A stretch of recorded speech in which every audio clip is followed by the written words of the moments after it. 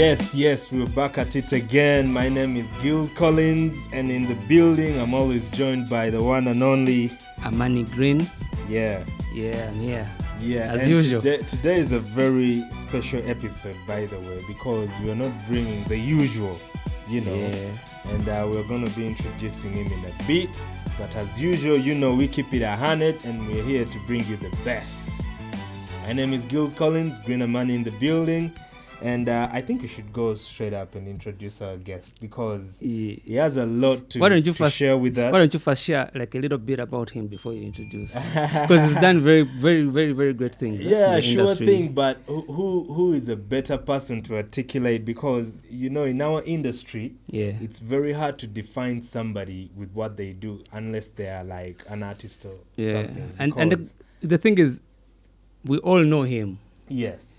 You get? Yes. So many people know him. The industry guys know him. The corporate guys know him. I know him as the Ruhana Rugunda of Ugandan Musicians Association. No, he's like the Jennifer Musisi. Yeah, the of director. UMA. Like he's the executive, the real guy. Yeah. The implementer.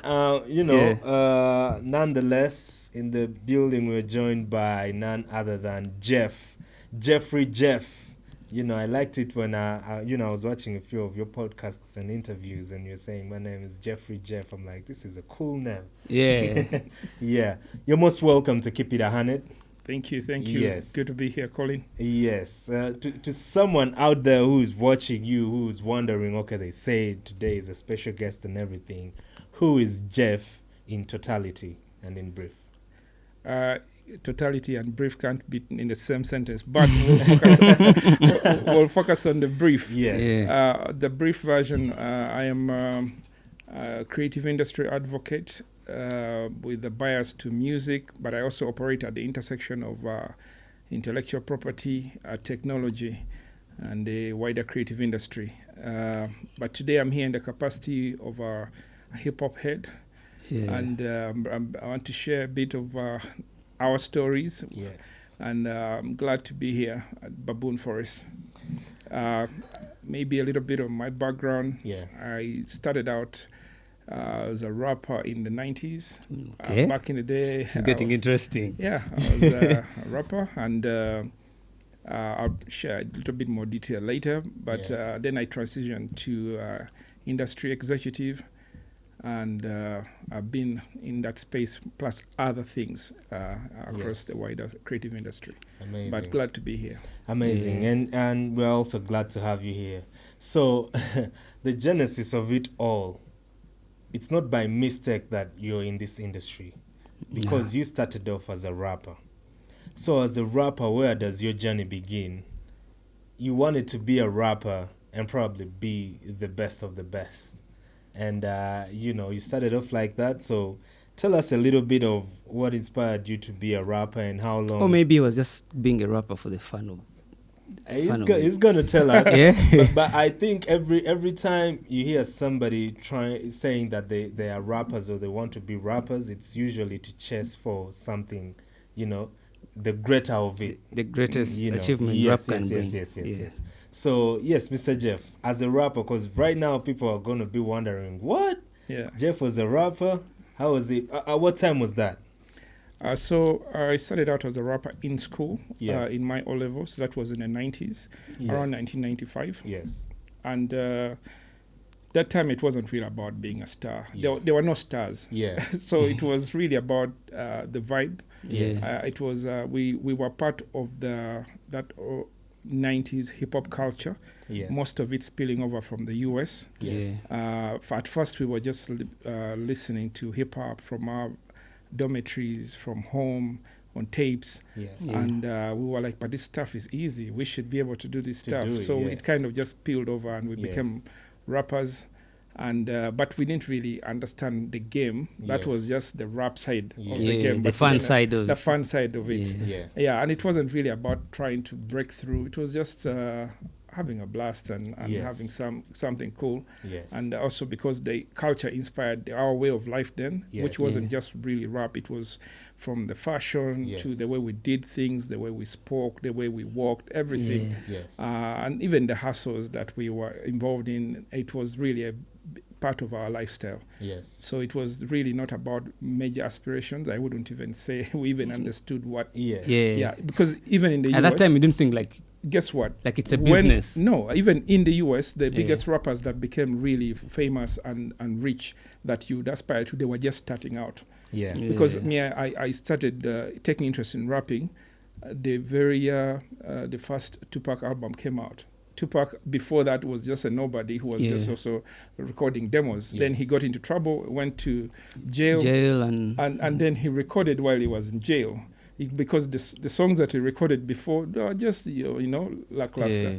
But and then also Snoop and the whole West Coast movement was not yet really born. Yes. They were just starting out. Just starting it was out. the East Coast movement that did exist, Yes. Yeah. but it also was just starting out. Yes. So there was nothing too serious to aspire to. We were Yes. all just being young Cool people. kids. It was a thing that made Just you being look cool. cool. and- Yes, Yeah. Yes, you're there was the vibing to 70s hip hop, but we couldn't relate much to it, Yes. except the leftovers of it that was there. Yeah. Yeah. But the one that was beginning to take shape, the East Coast movement at the transition, and it was beginning to influence the West Coast movement. We were just having fun. Yes. And all the people that you knew as the big stars now, the Dr. Dre's, they were not yet like big stars. They were also just trying to break through. Yeah. Yeah. So you guys saw like history being made. Yeah, we were in part- your time. right there Yeah. witnessing it. Yeah. Wow. And What that's a- great. What a time to have been Yeah. alive. And at that time, who were you with? Who were the notable characters that we have in the industry that you started off with?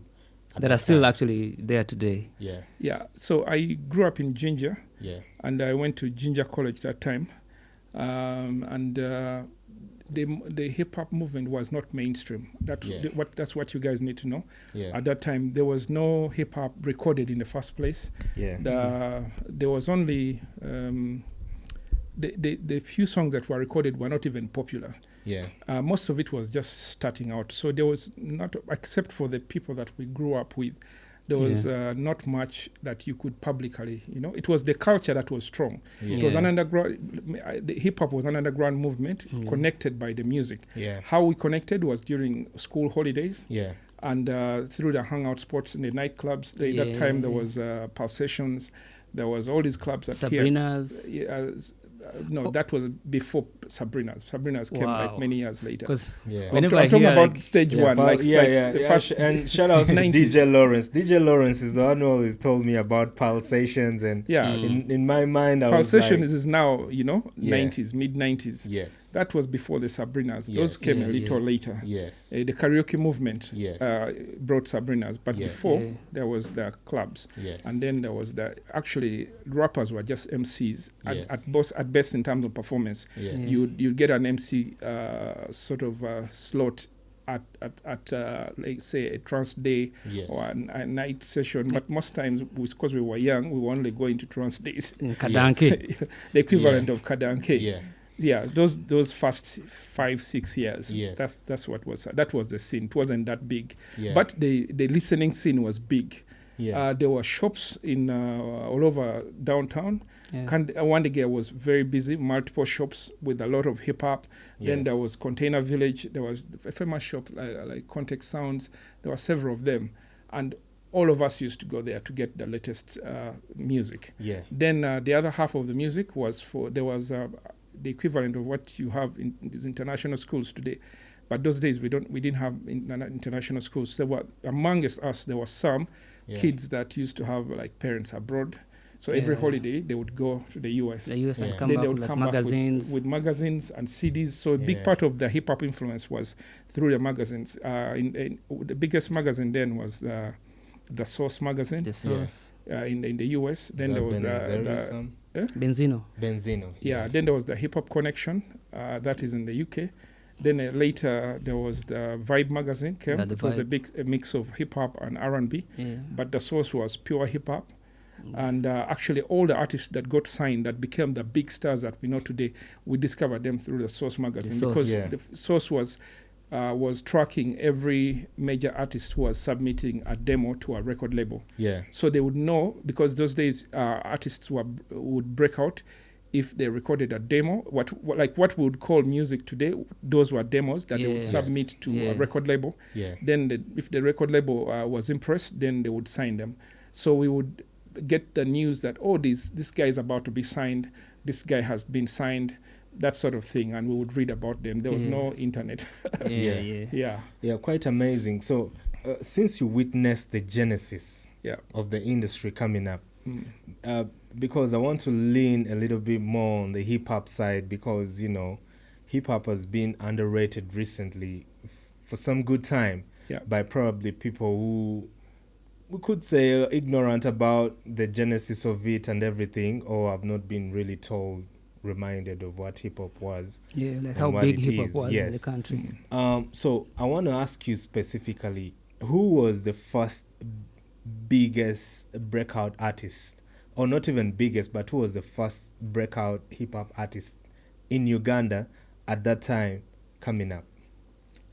So from the 90s, from around 92 to about 2003, hip-hop was underground. Yeah.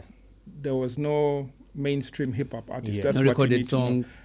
There were a few recorded ones, but terrible, not mastered, probably. Yeah, there were a few recorded ones, but they didn't even make it to radio. Because most of the radios they were also still new, because they were, we had the old radio version where we were in, what did they call that? Something wave. And then FM got introduced. Yeah. So FM is what brought the clear, crisp music that we hear today. Yes. Before the FM, you had it was just the AM thing. The AM thing, exactly. Yeah. So before that, music was not serious on radio. It was serious within the communities. Like people had collections. They would buy tapes and records, and they owned the music. It was not a radio thing. It was not a public thing. It was a community thing. It was like individually. You get a song, I have this tape. Have you listened to this? And I'd invite you to my house. You share tapes, share music. I visit you, and we swap, something like that. So the culture was really underground. So there was the only music that was mainstream was Kadongo Kamu and Luganda music. Yes. That's pretty much what was on radio. And then Congolese music, and any other foreign music. Kwaito, house, Zouk. Zouk. There was a bit of that was a bit on radio. But hip hop, anything urban was a no-go for radio. So what sparked the transition to and gave birth to what you would call now mainstream, like now radio hip hop artists, was the Palm Awards of 2002. Yeah. They released the nominations, and the first version didn't have hip hop. Yeah. Then the second edition introduced the hip hop category. Yeah. And in that hip hop category, they nominated Obsessions. Yes. Is it the one where people could won the hip hop artist of the year? No. That was the first edition. Did he though? I don't.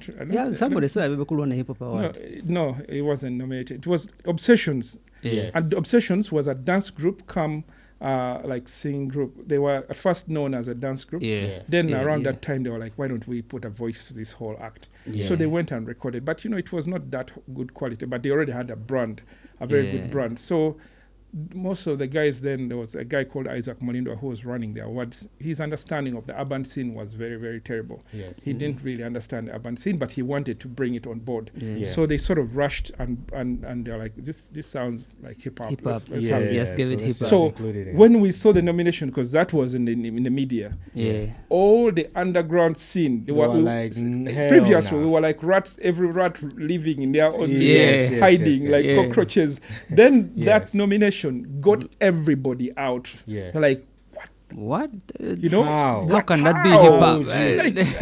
That really pissed off everybody. Yeah. And those days, what you would call the equivalent of social media was the streets, Wilson Road, those streets. Yeah. So that day, when that nomination came out, you should have seen everybody was on that street, Yeah. and everybody was pissed. It was like, It's like, what's going What's on? What going is on? this? What's going on? You know, so I used to walk around that neighborhood, and Yeah. I was working on Kampala Road then, yeah, and we were like, but are we just going to talk? We can't do anything about it. yeah, So that whole we can't do anything about it gave birth to an idea, and we were like, we need to sit and talk yes. and figure something out. This can't. Like, we were happy to listen to everybody listen to their music, but Yeah. that was like an insult to the underground movement. Yeah, It didn't have a yes. name or anything, but it was alive and well. Yes. Yeah. So that was the first time they really came out, and then that's when we organized the first hip hop summit. Yeah. So that That was idea, in 2002 still?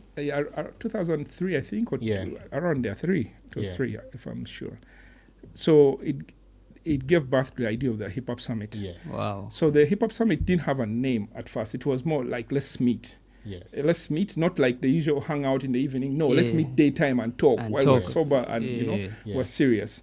So I printed the first poster. So we were like, what's the meeting? What are we going to call it? Yeah. So I was obviously we were following the US movement, and I was a big fan of Russell Simmons. Yes. Yeah. Yeah. So he had a hip hop Def summit Jam. network. Yeah, yeah, It was another hip hop gathering that he used to organize. Yeah. yeah. So I was like, let's call it the hip hop summit, not like the hip hop summit network, but Yeah. the Yeah. hip hop The summit. hip hop Yeah. summit. Yeah, so I printed the posters, and I hooked up with Saba Saba, Yeah. who was Crazy Native Yeah. then, Mm. and then he also hooked up with other people, and Yeah. we're like, let's put out the posters and meet at Deviate. Yeah. Because I remember in my high school days, we would like wait for the hip hop summit every December. We were like, Yeah. "Nah, we have to go for the hip hop summit. Yeah. Yeah, so that was the first one. So Oh, we just okay. met and talked, Yeah. and everyone was just venting. Oh, these guys don't understand hip hop. That doesn't sound like. We didn't even hip-hop." know like where it came from for Yeah. us because we just attended. Yeah. We're like, wow, this is some dope shit. Like, Yeah. Yeah. So that's what happened that day. And then Yeah. a lot of people left after the talk, but then a few people stayed behind. They were like, Yeah. why don't we start a movement? Yeah. Something, form an institution. And that's what gave birth to the Uganda Hip Hop Foundation. wow. Yeah. That was the first organization that got together. Put to- together all the hip hop. Yes, and Yes. we even registered the organization. Yes. And then started planning like properly. We said and we set goals that we will never have hip hop disrespected again Yes. because of this ignorance. We will Yeah. put clarity to what hip hop is and what it's not, Yeah. and then we will also organize our movement into real talent that can record and go mainstream and all Yeah. these fancy ideas we had at the time. Nice. Yeah. That's So the first artist then, I think that was clear cut. I could say that was because why I would say that many artists were there. There was the Questos. They had really dope stuff. Yeah. Hebrew. Yeah, that crew. They were a crew of 3-4 guys, and they had a couple of songs, including what was that song? Wampalogoma. That was a really dope hit. But it was just a song. They Yeah. never. Yes. They had never put up like a mainstream presence. Yeah. It was still part of our underground movement. Yes. At least from my perspective, hip hop is funny. Everybody has their own version. Their of own the story. perspective. Yeah. Yes. So don't take mine to be final, but I'll Yeah. give you my perspective. Your experience at My the experience. time. Yeah. So from my context, mainstream, the Navios recorded the first proper music video. Forget Yeah. these half-baked stuff. Yeah. Just pick up, because there were a bunch of guys recording videos then. Yeah. But the Navios were the first. Actually, I was with the guy who shot that video today. It's called Carl. Which video? All I Wanna Know. All I Wanna Know. Yes. Yeah. Yeah. Yeah. I remember I told those guys that like that was the first hip hop Yeah, song that I had. video, and they Yeah. spent some good money. It was proper stuff, no Yeah. shortcuts, and that stuff went mainstream, on radio, on TV. There were other songs that had been there, but none of them was like really that level. yeah. You know, But there was could Perfect Generation. That Yeah. was also big. Yeah. What about They Swahili played on Nation? Sanyo. There was Swahili Nation wasn't hip hop really. It was Yeah. something Yeah. else, like R&B. It was more because Swahili Nation was Charlie King. Then it was Kenneth. He's actually around town now. Yeah. And there was another guy. but they were mostly R&B. R&B. Yeah. Yeah, they were not hip hop. So you said the first video that was properly shot. Yes. Could you say that was the first song also properly produced or Properly produced Yeah. and properly marketed. yeah. Yeah. Because that's the song when I started, that was a year later, 2004, when I started working with MTV. That was one of the first videos I put on MTV Yeah. because Yeah. it was the one that had the quality that could pass. Yes. Actually, it gave me a challenge because they said, now, don't bring anything less than this. Yeah. You know? Yeah, that Yeah. was the standard. So that was that it set the bar. It set the bar. Yeah. Yeah. So that's something worth, taking Yeah. note of. But obviously, there's grays and here and there. Yeah, I mean, there's people. Sure thing. Yeah, there's other songs that were there, but many of them were in little corners. They didn't really Yeah, go they- international. They Yeah. didn't break borders. Yeah. I can't say that they were, but Yeah. Like really they had a force field. today you can't even play any of those other songs. Yeah. Yeah, but all I want to know, you can still play You it can now. play. Yeah. And I That think I was tells you the sharing effort that went Yeah. into it. Yeah, I was sharing with someone and I'm like, I think in hip hop history in Uganda, all I wanna know, like the hook that Juliana did Yeah. is like one of the most monumental, like really has skill and how it was flowing and everything. To be I was asking which other song has a better, hook or chorus than this in hip hop tracks. And we were looking at it and what do you think about that? And the detail there is this. Clear Cut had been around for a while. Yeah. And they had been with us on the streets. They had been with us on those hip hop nights because the hip hop movement we started was a combination of the weekly hip hop nights Yeah. and then the annual hip hop summit. Yeah. That was the programming.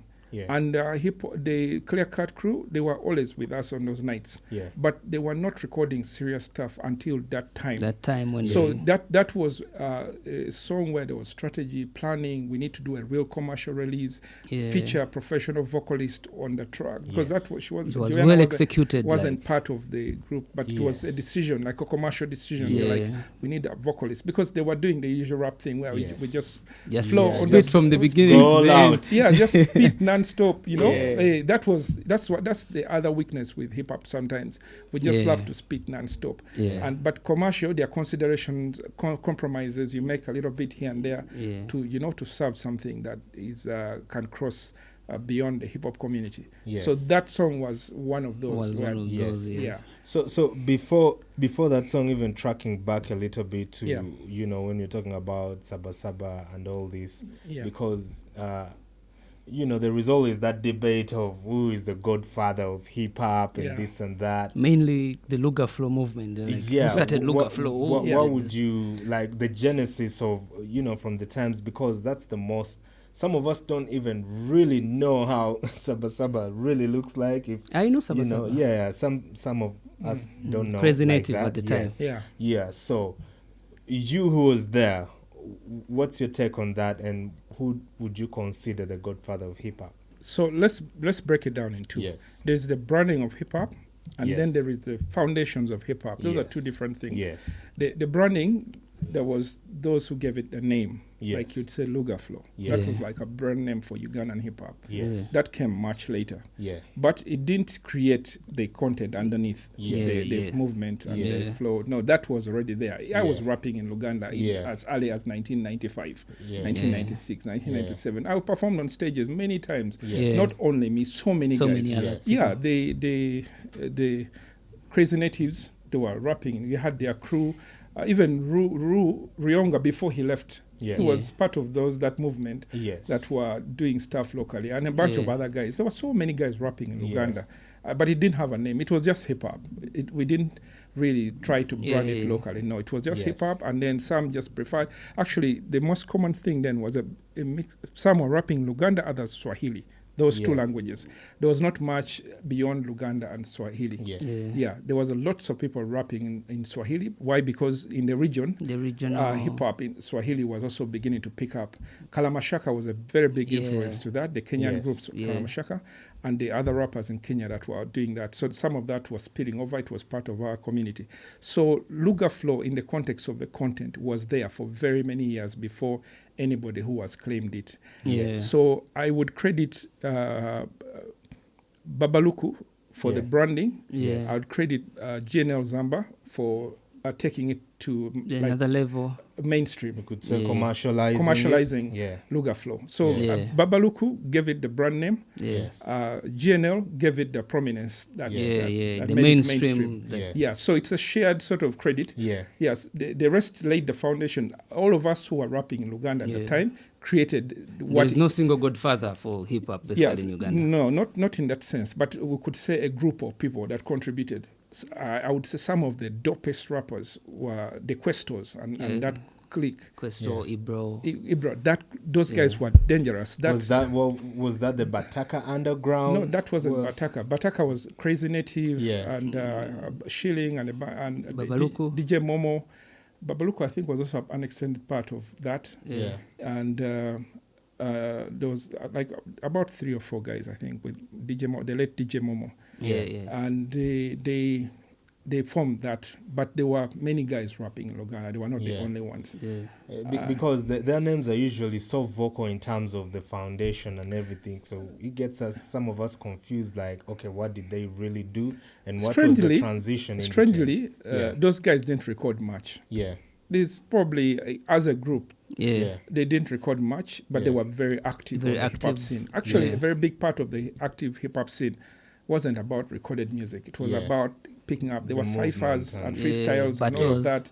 that. The battles, those were very common, and we were not too concerned about putting that on a record and releasing. Yeah. Because there was no commercial structure to base on. A release has to Yeah. be a part of a commercial pipeline. Yeah. That didn't exist, so there was no point in recording. Yeah. You know, but when hip hop started going mainstream, then they need to now put it on a record. Yeah. I remember Crazy Native used to perform so many recognizable songs that that were never recorded. Never recorded. But, Yeah, even but me, people I knew did. the music. Even me, I had so many songs that I wrote and performed, but never Yeah, recorded. Never recorded. Yeah. There was no urgency for it. Yeah. It's not that we were unserious on Yeah. the time. It But didn't that- matter. that was Yeah, the yeah. culture at the time. Even Yeah. the resources So- and the Okay, let me tell you technology. another side. Yeah. The technology. Actually, I'm glad you bring that on to the The table. studios were fewer. There was the old generation of recording hardware that existed, Yeah. and very few people. It was very expensive, and Yeah. very few people had access to it. Yeah. The old guys are the ones who owned the studios. There was some guys downtown, but their priority was for Kadon Kamu, because Music that was making money at the music time. that was making money. Yeah. And also, they had the strong bias against any urban youth driven music, because they were like, hip hop, rap, what is rap? Just What's guys that? talking, Yes. that's not music. Yeah. There was that whole attitude. So Yeah. sometimes, even if you had money, they wouldn't even let you step into Step their in the studios. studio. They were like, how do I even record that? How Yeah. do I? Yeah. Because music was very physical then. They had Yeah, to you have play to instruments. play guitar or Yeah, they were piano like or so, and something. yet hip hop wasn't born on live instrumentation. It was Yeah. born on samples. Yes. So what really changed the game? Actually, that's a big part of this part, and a movement I was part of, Yes. was the introduction of the digital production. Yes. Now, digital production, Sampling machines, MPCs. there was the hardware, but we were not part of that hardware movement of the MPCs. Yeah. That was in the US. We were too broke to think of buying hardware. Yeah. Yeah. But what changed was when they built software that mimicked Yes. that hardware. Now, the first versions of the software were very simplistic, and there was Cool Edit Pro, there was Fruity Loops. WaveLab. Before Fruity Loops, there was WaveLab, Cool Edit Pro, and a few others. But all of them were mostly for stitching samples, because hip hop was about take a Take a sample piece from here, from cut here a piece and from stitch here, it together, put it Yeah. and create a beat. Yes. And Yeah. the copyright issues didn't exist. So Yeah. the initial software was just cut and paste, bits and pieces. Yeah. But there was no real creation. Then Cool Edit came. Cool Edit came around, not Cool Edit, Fruity Loops Yeah. came around 2001, but it was terrible, the first version. The first versions. Then there was Fruity Loops 2. It was also still terrible. You could not do much, but the concept was beginning to take shape. Yeah. What changed the game was Fruity Loops 3. 3. That's the one I have actually first got when I was in high school. So I was one of the first people to get Fruity Loops and also to understand what that really meant. The power of Fruity Loops wasn't in the software. Yeah. It was in the samples. The ability, it was the first to enable loading samples and play around with them. Yeah. So the softwares that were there were previously very expensive. Like for example, Cubase, the equivalent of the top range software today. Then the DAWs were Cubase, and Cubase was built for the old generation. It was built to hook up to connect with the legacy production style. But Fruity Loops, the professionals basically. Professionals, yeah. So Fruity Loops introduced a new generation of software that allowed you to create music without any instrument. Just a computer and your headphones and a keyboard, a computer keyboard, not even a MIDI keyboard. And you could make beats. Now, the thing that changed the game was when we discovered we could find loops, more like samples and load them and enrich Fruity Loops. So I was one of those that, because I was already into software, I was able to hunt for a lot of samples. And some of them I ordered for them from some Pakistanis. Some of them I downloaded them online. There were Pakistanis that used to bring stuff here, but they were really big online, and they were into pirated content. So you couldn't get most of that stuff in the mainstream market, but those guys had that stuff. So when we built a huge collection of Fruity Loop samples, we started now making beats. But for me, I didn't stop at trying to experiment. The one thing I did, I was still angry with the old guys who had been denying us access to the studios. Yes. So I went like a virus, making copies of Fruity Loops, giving it to everybody who cared to take it. Actually, I was the first to give one of them. One of the old guys. Steve Jean was part of the traditional setup. Cubase, not Fruity Loops. He came from that other old school. He could play keyboards. He came from that older world. I remember my very first time. Not the guys who are creating digitally, 100%. My very first time to see Fruity Loops was in some guy's studio in Chisenyi. He was called Drew. He had his bed here, the computer. All of us were like that. Our studios were bed here, computer. And then he charged me, I remember, like 100K to like record a song, which I never got to do because I was so interested in this. I'm like, you can just make a beat and put together. It was exciting. So I was like, man, I need that stuff. I remember one of the first people I gave my sample collection was the loops was Chameleon. He was also learning to produce. He had tested the thing, but he didn't have. If you didn't have the loops, then you had nothing. You had like an empty frame. So you needed some, because hip hop, for example, is about having the right samples and stitching them together. So that's what was happening then. I had a stint in production. I remember I trained even a few people, including producer Didi. That was me who trained him. And he went ahead to record Cute Kaye, about a bunch of artists. That means you're a rapper and a producer at the same time. I don't know whether I'm a producer, but more like a technologist. I just love tech that intersects with music. So I would figure the stuff out, learn how to use it, and share the skills, and then with other people. See what happens. Wow. It's quite interesting because I was that means it's because of people like you that I got to know most FL likely, and learn. Because so many people, the getting the software was very hard because internet speeds were slow. So you would be trying to download a piece of software for weeks. It keeps breaking. You go and try today, the internet breaks, then you have to restart. But I was one of those that was really stubborn at hunting for software. So I realized most people can't find this stuff. So I would just get it, make copies and distribute, burn it on a disk, and then share. And for me, I would give it out for free. Because I wanted more people to learn. It's quite interesting because you mentioned Chameleon, and I remember I was trying to avoid to like mention Chameleon and everything because we're trying to keep it hip hop, but it's alright. You know, Abrams one time was there. You know, of course, Abrams, CEO of Breakdance Project Uganda. Yes. One time he was here, and he actually said that Chameleon could have been I don't know whether it was the first track he recorded, but he recorded a hip hop track for them. It's possible. Yeah. Because you mentioned, he got access to that. Yes. Probably some of the samples. Because the samples were wild. You would get stuff all the way into Bhangra, all those genres from India. But I would sort it and just pick the stuff that was relevant to hip-hop, R&B, and just have dancehall. That stuff that people needed. So this Chidandali movement was born from those samples. Hip hop is that powerful.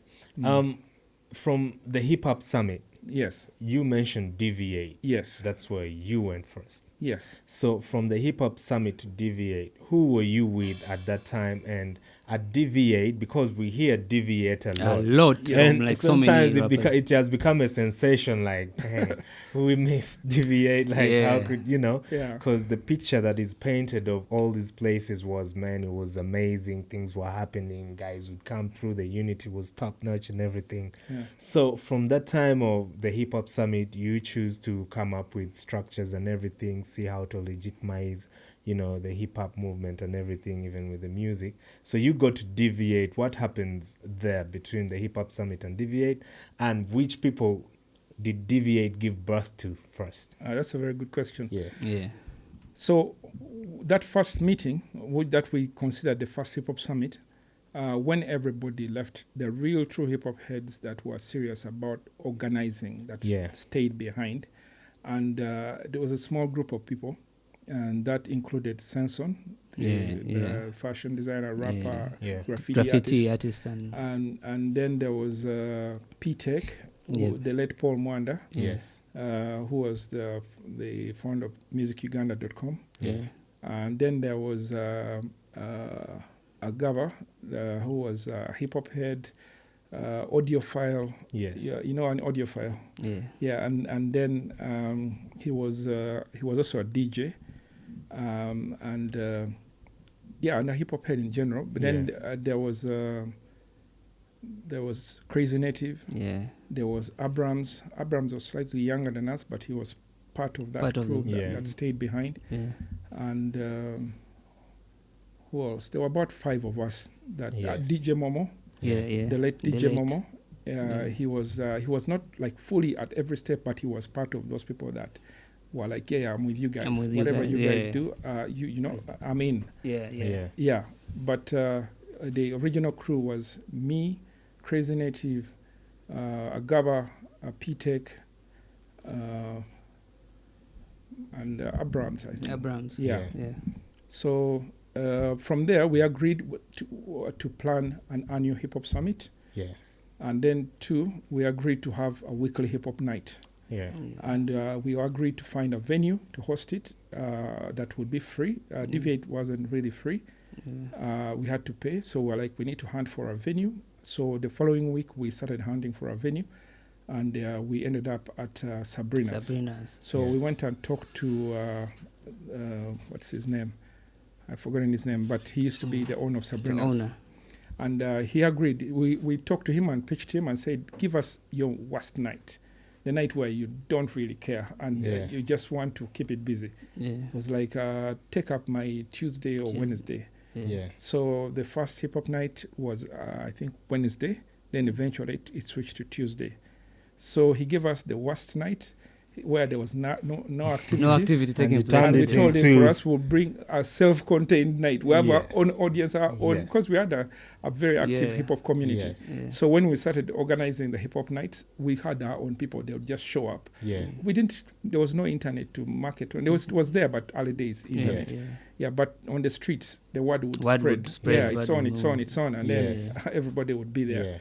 So we had the weekly hip-hop night, at first Wednesday for a while. Then he asked us to switch to a Tuesday. I think someone had booked Wednesday. And that went on for 8 years, including the annual hip hop summit, until Babaluku came back. Babaluku used to come back like once a year, but he would visit and see what we were doing, but he wasn't actively involved in organizing it. But around after the 8th year, I think it took serious interest in taking over, but also it was beginning to go down, partly because the original goal that we had set out to establish had been met. The goal was, let's get hip-hop, Ugandan hip-hop, into the mainstream.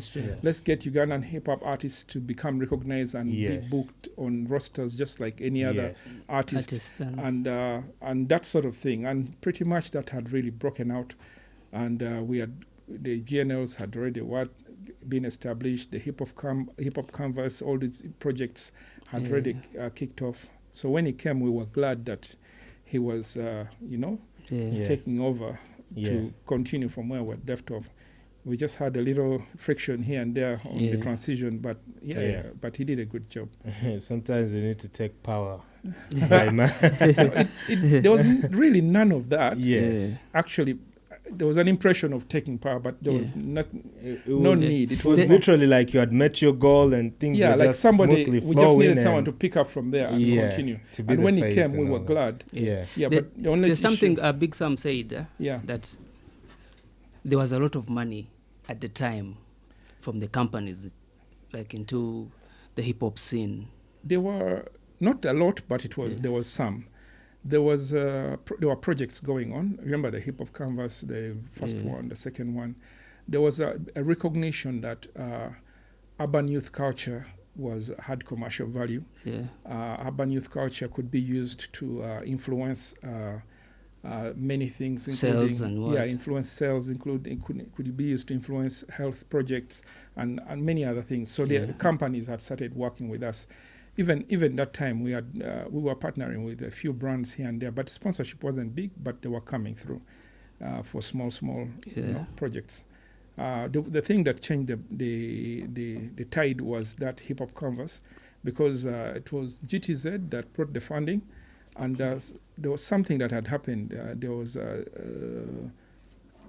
in the style of funding government back in the day was the NGOs, the international development agencies, would fund government, then government would spend the money.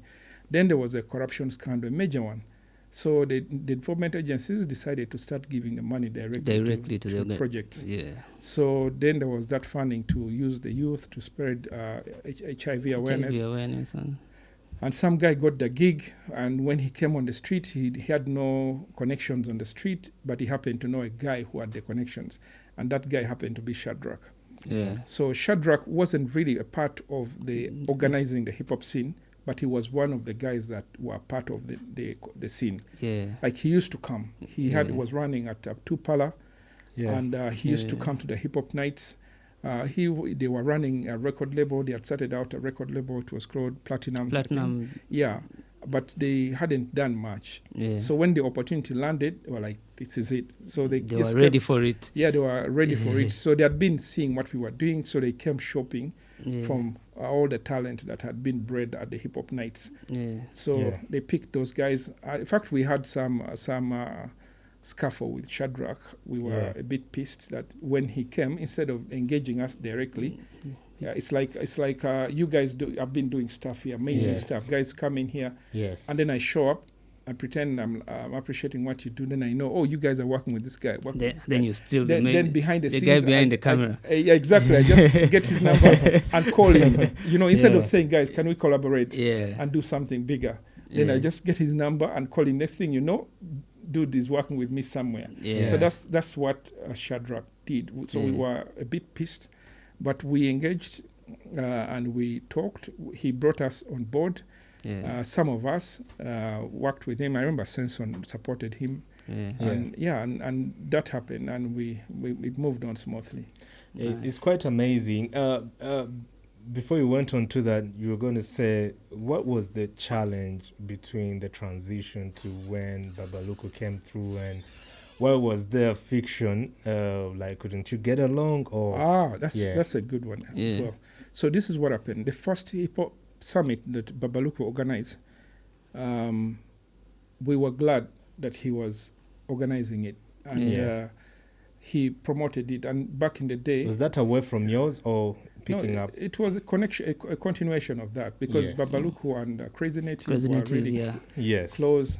So it was a continuation. That's why he called it the 9th Hip Hop Summit. Yes. It was because the one we had done the year before was the 8th Hip Hop Summit. Oh, yeah. So I think my first was, I think, the 9th. Yeah, so his my first very Hip Hop first Summit one to was the attend. 9th. Yes. But it wasn't. It was already in process. Yeah, so he didn't say the first Hip Hop Summit. No, he said the 9th because it was a continuation of what we had done. So we assumed that since he even adopted the naming convention, he would carry on the spirit of brotherhood. He would invite us, give us some props and credit. Basically pay homage to the people, the founders. And That was all that was needed. Not like cash or anything. More like just paying homage. Yes. So we showed up. We were there. I was there. Senson was there. Agaba was there. Yeah. Peter. Were All- you invited or you just showed up? Being it automatic that that's you're a good already, one. So we yeah. were not officially invited. That's Yeah. the first thing that saw the red flag. Yeah. In that vibe, we're like, yeah, he's like buddies. Like we were peoples, but Yeah. he should have made a phone call to each one of us and says, "You guys, I'm organizing this, and I'll be honored if you guys came show through. up." Yeah. And but that call didn't come through. Yeah. Then we were like, but anyway, it didn't matter because back in the day, the community, the way it operated, it was fluid like that. We like at least the summit is happening, though. Yeah, we would just show So up. you're like, we'll just go anyway. Yeah, we'll go anyway. So Yeah. we were there. So then we were like, okay, the programming started running. What we thought, as part of the programming, you would sort of honor your peeps now that they're in the building. Maybe you didn't call them, but they're in the building. Yes. And then acknowledge. the event just kind of Carried on. let me ask, without- before carried on that- like that. Yes. So we're like, what the? Before Yeah, that, what's were guys going on? paying for Yeah. the summits? Because I remember we were charged at the door. Yeah, they used to pay for the summit because the summit was Yeah. like a culmination of the whole year of hip hop nights. Yeah. And Because I remember, I think it was 10,000 that I paid. yeah, but it was a very affordable fee. Yeah, okay. Yeah. Yeah.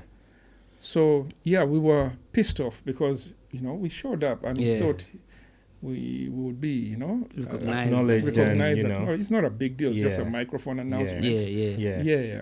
But that almost didn't come through Yes. until we kind of I don't remember what exactly we did, but we tried to put up a body language that showed that sort of say nigga what Yeah, what's going on, what's man? going on? And, and then you could see there was a reluctant Yeah. sort of Response and homage. It wasn't like the thing where it came out of Yeah. love and because hip hop has always had so much love between all of us. yes. Yes. We've always been there for each other and it really Yeah. had nothing to do with money. Money was like secondary. Yeah. So we expected that same spirit to continue through, Yeah. but that wasn't there. We're like, but Baba is supposed to be like really hip hop. And Yes. that spirit is like part and parcel of the game. Yeah.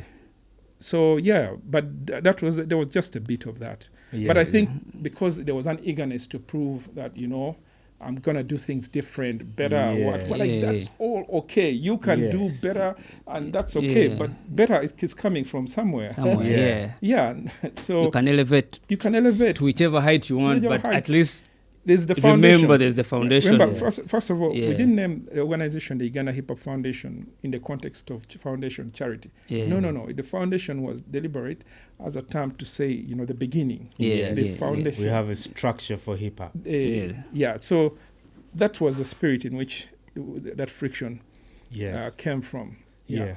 Yeah. So I you left me- a small bitter taste there. Yeah. So you mentioned the transition from DV8 to Sabrina's. How long did DV8 operate? DV8 for the hip hop summit was just a Yes. one-off. We had a single meeting there. Yes. Yeah. Everything else happened at Sabrina's for very many years. And then there was also the spillovers from Sabrina's.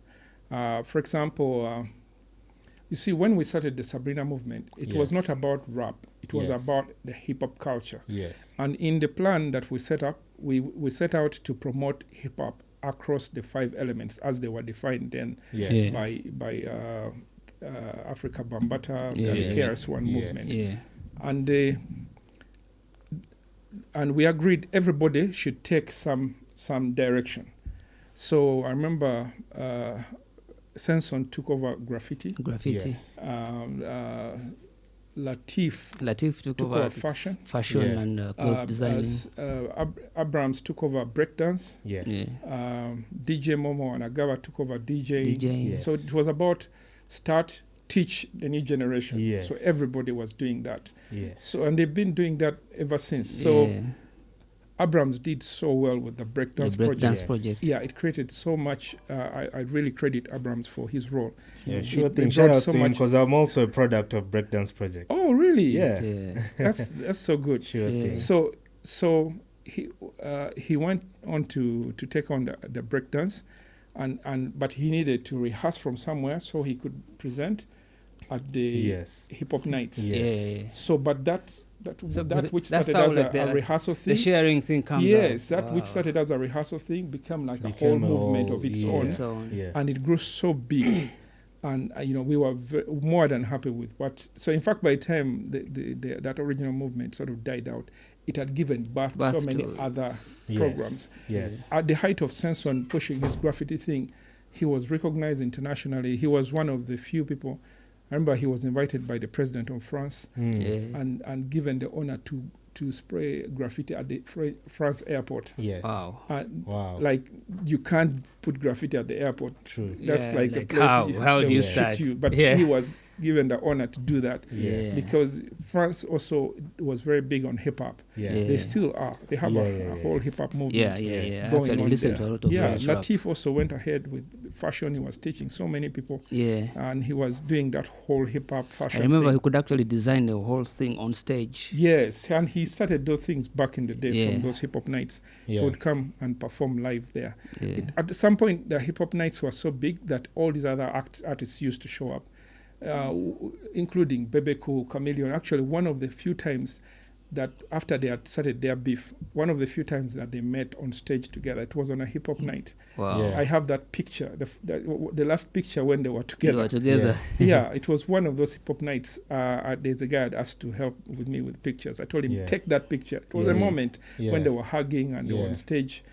And hip hop was so big, but they were not allowed to perform. They were Yeah. allowed to just.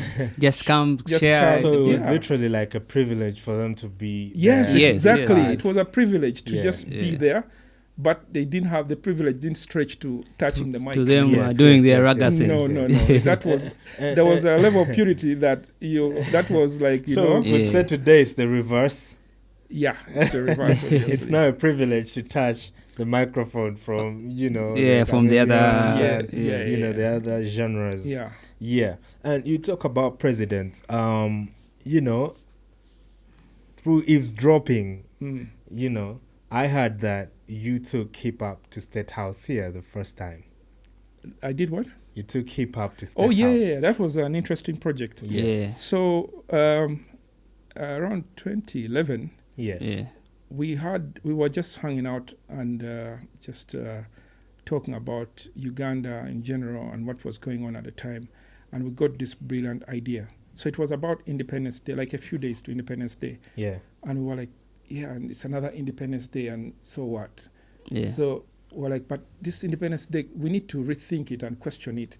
What does it mean to Ugandans? It's a day when just public officials just go out some public grounds Yeah. and spend our money, and there's no connection to the average Ugandan. Yeah. How do we reinvent the, independence into something that Ugandans can relate to? Yeah. So through this chit chat, we ended up with this massive idea of creating a concept called I'm Ugandan.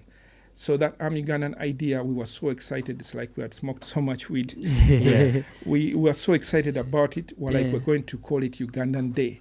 And Ugandan Day is going to mean something. It's going to Yeah. mean rethinking who we are. Yes. And reinventing our character from the inside, what we want to stand for, what we want to be known for. Yeah. So we're like, we need to take this message to the president and get rid of independence, because we're like, independence simply means the day when the colonialists let us go. Yes. How do I celebrate that every year? What does that have to do with my life? Yeah. But if I'm going to celebrate what it means to be a Ugandan, and put some meat in definition, in values, in forward thinking for posterity, that has something I can aspire to. Yeah. So when we got that idea, we sought a meeting with the president. So when we got the meeting, we were so passionate and pitched the idea, Yeah. and he was like, I like it. And then we were like, okay, now that you like it, Yeah. we want you to cancel Independence Day and do this thing. Yeah. Yeah. I was like, What? come on, don't stretch it. But But it was like, but I like the idea so much Yeah. that I'm willing to do something close to what you guys are asking Yeah. for. Yes. So he said, I'm not going to cancel, but first we need to sell this idea to everybody, because if it's just me trying to dictate to them, Yes. it Yeah. won't make sense. People Yeah. need to buy in as much as I have bought in. Yeah. So he said, on Independence Day, after the celebrations, I'm not going to allow anybody to leave. I'm going to drag everybody to State House Yes. Yeah. into a special event for you guys to Wow. explain this idea to all the people that matter in this country, Yeah. who were like, whoa, that's even That's serious. big. Amazing, Yeah. So we get this gig at State House. So he's like, you guys have secured for you a date. You Yes. do with the programming is all yours. I'm All not going to yours. touch anything. Whatever Yeah. you want to do, ask me. Tell me what you need. I'll set it I'll up. provide. Yeah. So he Yes. gives us this day, and we were like, okay, what do we understand? We understand music. We Yeah. understand this stuff, this idea. Yeah. Yeah. So we'll create programming around that. So one, we were saying the idea is about how to rethink Uganda moving Yes. forward for the future generations. Yeah. Yeah. So we reflected back to how we understood the young people. So we were like, young people are mostly listening to urban music, Yeah. and a very good percentage are listening to hip hop. So as we were brainstorming the entertainment, I told my colleague, you know what, let's put hip hop on this. Nobody's expecting hip hop in State House. Yes. Yeah. And nobody, traditional thinker, would ever bring what? A Hip hop to artist. status. Yeah, they would bring Yeah. your traditional dancers, your Yeah, light band, yeah, and yeah, that's yeah. all predictable, and the event will just end. If it goes like very that. far, Yes. a Yeah. Kadongo come artist. Kadonkamu or some guitars stringing, Yeah. and that's predictable. And then next day, nobody will remember that event. It will be just another entertainment. Yeah. But if Yeah. we do something that flips the script, Yeah. there's a possibility something bigger can come out of that. We were Yeah. not even very certain what that would be. And he was like, I like that, let's do it. Yeah. So I told him, let's bring GNL. So I put GNL on the roster and other artists. Yes. And like I had predicted, Mm. when we were the other artists performed, that was the normal stuff until Yes. GNL stepped on Yes. stage and started performing hip hop. What song was it? Yeah. Like a bunch of songs, not one Yeah. song, Yeah. a bunch of songs, because he had a whole slot. Yes. Yeah. So during that performance, the entire crowd was full of the old peeps, the Yes. peeps that run the government, ministers, Yes. what, Yeah, big yeah, shots. Yeah. Everyone didn't know whether to clap. Hmm. They were just confused. Like it was They were something new confused. to They were them. Like- wow. What is this? Yeah. Like I think none of them had ever attended a hip hop performance. Yes. Yeah. So they were waiting on each other on what to do, whether to clap Whether or to to be clap angry or to. So They when it didn't know how to ended, react, what yeah. relieved that was the president. He was very amused. Yes. Mm. Straight up, he didn't wait to continue because it was the Yes. last performance. Yeah. And when he stepped on the mic, he was like, "What is this? What is this thing?" We told him that is rap music, Yeah. hip hop. I was like, "This is hip hop, but this thing we used to do this thing." Hmm. Yeah. When I was growing up, but we didn't call it that. It was a Yeah. traditional thing Yes. where Yeah. we would, Rhyme and rhyme flow and run, like words. run poetry in that Yes. style. Yeah. Yeah. Yeah, traditional poetry. I Yeah. don't know what they call it. The West actually in have had that thing for a long time. Kwivuga, yeah. Yeah. So he was like, we did this thing when I was growing up. I think it struck a chord with his memories. Yes. So he got so excited. He was like, but I know how to do the thing. We used to do it. Yes. Can I give it a shot? We were like, yeah. So these guys who were previously confused on what to do, so they started getting excited Because now the president is was rapping. excited. Yeah. It's They like had they were no waiting choice. whether to be Yeah. happy or angry, They are- confused. Yes. So now that the Yes. president was happy, they were like, oh, it's Yes. time to be happy. Yeah. So Yeah. he drops a verse. Yeah. We were like, record that. Record that Yeah, moment. Yeah, know? yeah, yeah, yeah. Actually, we were recording the entire show, but that Yes. moment That was moment like was make like the sure- highlight. Has to be, Yeah, you know, make sure. Yeah, make sure it's there. Mm. Yeah, so he Is that where the Impekoni rap was born? exactly. Wow. That's so he dropped the first verse and guys were screaming. They were like that. Like That is everybody the- was so excited. So he Yes. was like, he also wasn't. He was shocked at the reaction. The reaction. Yes. He's He was like, like, sir. yeah, he was like, should you we want go another on? You rap? want another rap? Yeah, he was Yeah. like, you want another rap? Oh, So- it was from there. Yeah, because First we he thought. he didn't plan to perform. First, we like- thought that song like he went to the studio and like no, somebody no. was recording. It was at that event. Wow. So he didn't plan to rap. He Yeah. was just explaining that we used to do something like this, but just we didn't call it rap. Yeah. But if Yeah. you call it rap, that means I know how to rap. What year was that? Around 2011. 2011. Yeah. Yes. You mentioned. So he rapped his first verse, and because we were all so excited and we screamed, So he was like, "You want another? You want rap?" another rap? So people screamed, and it was like, "Okay, Okay. let's do the this." president is very good at understanding how to give people what they want. Exactly. Yeah. So he dropped the second verse. Yeah. And we're like, "That is it. That's a record." Where That's a wrap. You're Yes, going to a sample that and yeah. So Yeah. right after that event, my colleague Kawesa ran with that recording. Richard. Yes. Richard Kawesa. Yeah. Yes. Yeah, he hooked up with Steve Jean, and there was another producer, and they put a beat to that. they chopped it Yeah. up and Chopped it And up. they really blended it well. yeah, because we Yeah. all thought that like somebody either went to the No. It was Yeah. an With the event, equipment to the- very to the unrelated. state house and he became recorded the first president. president to To have rap. a hip hop track. Yeah, so when they on record. recorded that, Kawesa sent it to me. He was like, "You're the one who understands the internet. Put this thing out there." So I put it on YouTube, yeah. and then it went wild. just went Yeah, it went Yeah. wild. It was all over. Within a day, it was on CNN. It was where the whole Yeah. world Yeah. was very amazed. it that- actually made that campaign like Yeah. yeah, fun it for flipped all of us, that the whole young people. campaign. Yes, it was Yeah. like he didn't even have to campaign anymore. Because Yeah. every time he tried, they were like, "Come on, shut up, just do that thing." yeah, just give us the rap. That's the rap. Yeah. Yeah. And it went on like, you want another rap was more of like, do you want me to You want come more back of again? Come back, And, yeah. let's do this again all over again. Exactly. And yeah. Yeah, that's quite interesting. I think that's the story behind that. I'm sure the Wow. president watches this podcast. Please, I know there are associations and federations, but Yeah. don't forget hip hop. Where you know, It should Yeah, really, you it should should really remember thank us hip-hop. for that term, and Yeah. maybe even the following term, because Yes. even the term after that was a bit of following up on that. On the other one because Yes. on the other success. Yeah. Actually, that whole term, it flipped everybody. Remember, Mao was also trying to release a record. Yes. Yeah. Even Besigye, they recorded songs for him Yeah. because the Yeah. campaign was no longer about issues. It was about, and that Rap. shows you the power of music. That when you've recorded a track, yeah, it can speak for you where you don't have to, exactly. where you're not even there. Yeah, that messed up the entire planning for manifestos. Hey, Guys who it are- was hard. Like, Yes, guys so what who- do we do after What this? do we do after this? People Because are nobody enjoying wants the to song, listen. everybody To is listen to taken up. manifesto. Yeah. Guys just want to listen. So what's your track? Yeah. He's dropped yours. Yeah. It was more like a challenge. Yeah. Yeah. You A know? rap battle now from Exactly. Yeah, I remember, if I'm not mistaken, Mao recorded a song. yeah, yeah. But Besigye, they recorded for him several songs, and there was there was a song. that one also- Uganda. There was a song that One stood people. out.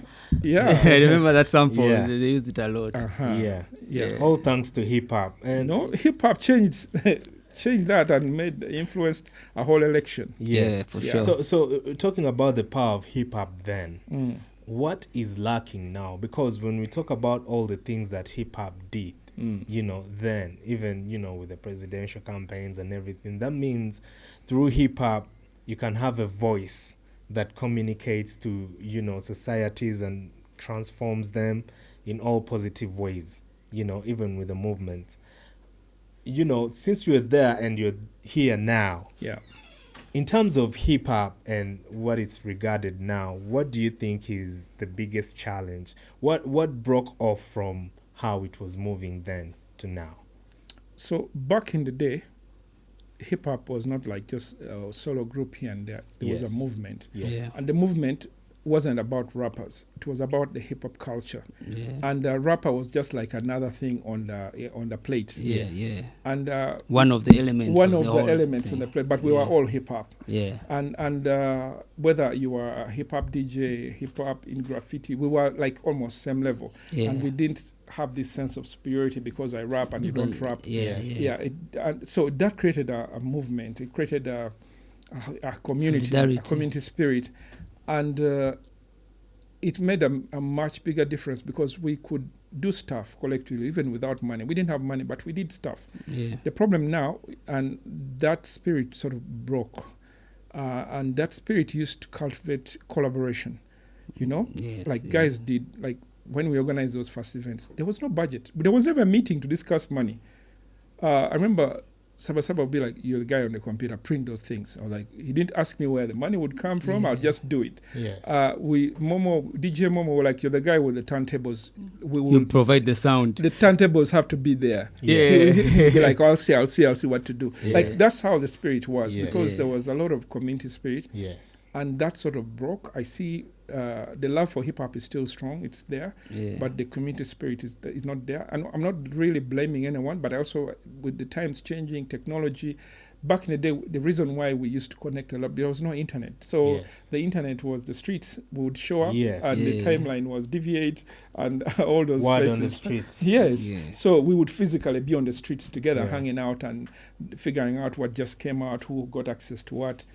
So that is no longer there because everybody is on their phone. We are all connecting through the internet.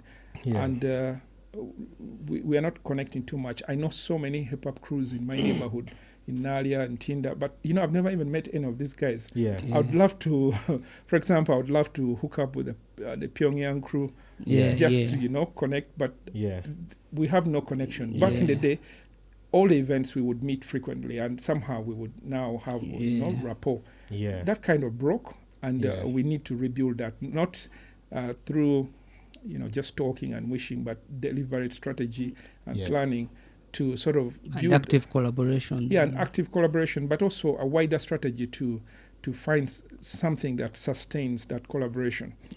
I was just chatting with him earlier that, for example, these podcasts are a good starting point because they connect, for example, my generation with your generation, and that's a good thing. But how do we go beyond just the conversation? Just the conversation. How do we stretch this further? Back in the day, I remember I would go to Nairobi. I remember once I dropped in Nairobi, went to the Kalash Mashaka studio, and we just freestyled and recorded stuff. I just walked and didn't even ask anything. I know someone is telling me, Ed, I heard your voice on a track. On the Nairobi radio. I was like, that's cool. We're not thinking about money and all of that. Whatever. So we need to rethink, how do we rebuild that spirit for the new generation? How do we create a new pipeline movement that keeps the culture growing, but also sorts the needs of today. We need to make money because people have to pay bills. Gear is expensive. All the stuff that keeps things going needs money, and we also need to do that. Right now, I see that there's a huge fan base, but it's a non-paying fan base. How do we get people to pay for stuff? Can we give them a reason to pay for stuff? Or later on to even show up. Or show up, so that, because when people show up, their wallets come with them. And when your wallets come with you, you find a reason to open them. But now we need to be intentional. When they show up, what exactly are we doing? What value are we creating recently, for them? Navio and The Myth were launching the God Level album. They had that listening party. I was invited. And I was there. I was like, let me go and support my peeps. I showed up. I had some money on me. I was like, I'll buy something, maybe an advance copy of the album, maybe some merch. There was some merch, but most of it couldn't fit me. So I got a cup, but they didn't give me more reason to spend. I needed extra reasons to spend. For example, I saw there was the pre-save links were shared, but they should have done more. For example, get the pre-save QR codes on every table. Do stuff or special editions of the album. Engage people and get them closer to what they're selling them. Do stuff that gets people to plug spend in and spend, even if it's just $5,000 per person. Get people to build a culture of spending and supporting each other. If we can support each other, we will grow. But if we're not being intentional about supporting, and it should be like I'm buying my way into, it's like paying for a rain check. I know I'm supporting you. Is it that we are very bad at business? And now you owe me. As a hip hop community? I don't know. We haven't just. Are we not so good at business? I think we are bad at business. And there's some of us who understand business, but we haven't put our heads together. But we need to do that intentionally. For example, if you have a show coming up, you should be able to register every single fan and keep track of them and personally thank each one of them. And then be able to share your fan list with another person. So if the other person has a few extra fans that overlap with yours, can we start building that into like a whole database of fans, an email list? Get me on a list where I pay. I'm obliged to pay. I'll be at your event, even if I'm not going to show up. Let me just send my buy a ticket. Let somebody else donate it. If we can build that kind of spirit, and we can have, even if it's a show of 100 people, but they paid, even if it's 20 G's, that's something that puts money in someone's pocket, gives them a reason to record another album, to record another song. and Or like shoot a better video. yeah, and if we can do that more frequently, you have a gig every quarter, and everybody has another gig every quarter, but we are all, committed to supporting each other. Yes. Because when I support you, you will support me. Definitely. Not this whole thing of I support you and then I walk away and then I'm waiting for, no, it should be intentional that we are doing this. If you're not playing ball with us, we will not play ball with you. Yeah. The way the Nigerians are doing it, I mean, Yeah. look right now, Don Jazzy has his Marvin camp. Marvin. And then Dibanj is part of the old school movement, and he had this whole sense of I'm the baddest, I'm the original. Yeah. Yeah. But and then this other guy is like, no, I'm not the original, but I'm the one who has set the bar Yeah. higher than you guys ever imagined. Yeah. So I got the money. You guys haven't touched. But guess what? At some point it was a whole ego thing. Yeah. But then recently They had to come started together. collaborating. They sat They have a down new and they project called realized, Cream. yes. And they're collaborating. They're like, when we work together, we make more money. Yes. Yes.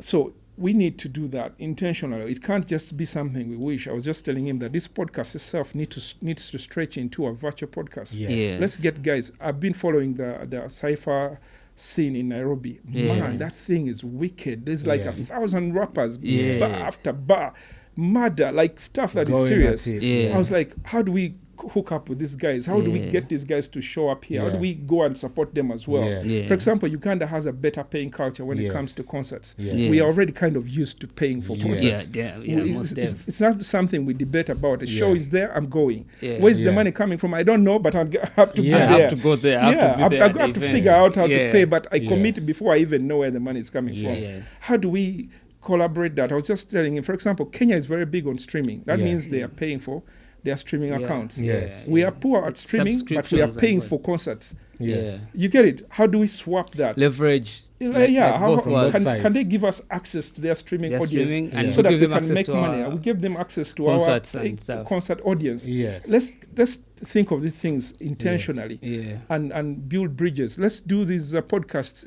virtually and Cross invite- border. Yeah, and have more. Let's not have one format. Talk. Can we have virtual ciphers that are Yeah. scheduled? That's a whole different Yeah.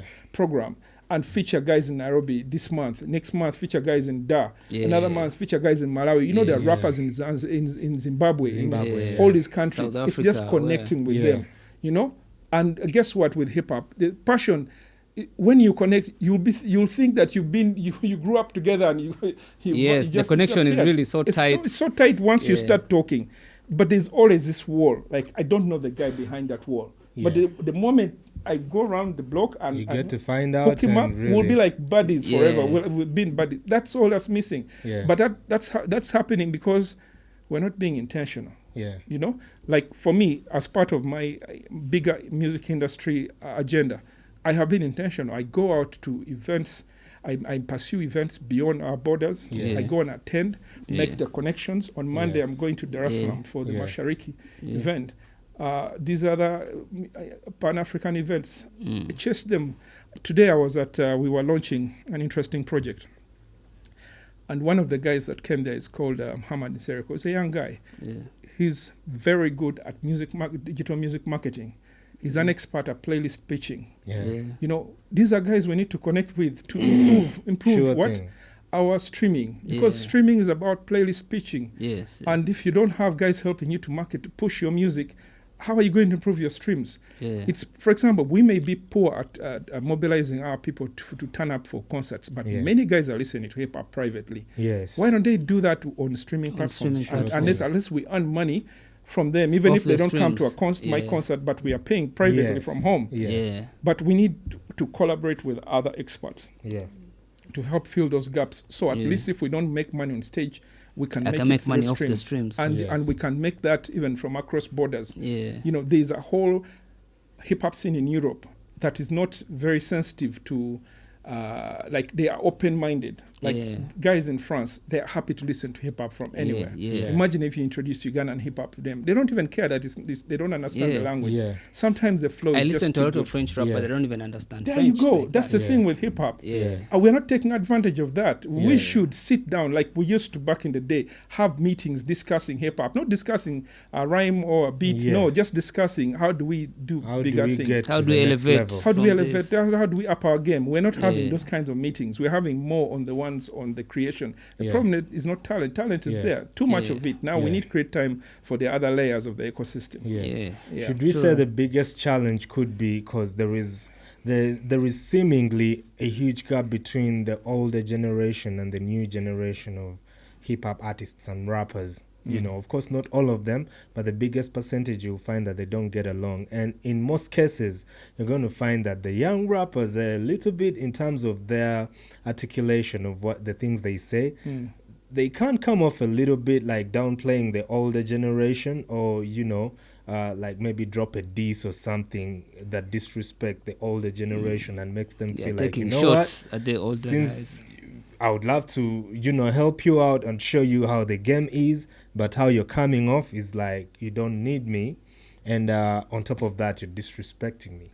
What do you think would be the solution to that, and what advice would you give the younger artists who come off doing that? That's a good one. Yeah. The thing is, hip hop and beef have always been together. Yes. Hip hop, think of it like a recipe. Beef is one of those ingredients. It's like chili, you know. It kind of burns, but it also adds a nice hot taste to the flavor. I keep asking him, why do you eat while you're crying and like something and yet is for some burning reason you, but you don't stop, you know? So in my view, we need to have the bigger talks beyond the performances where we discuss, for example, what is beef? How do I use beef as a strategy to make, you know, to up my game, to grow, to improve collaboration? For example, remember the Klansman Navio beef? Chief Navio. Chief Klansman.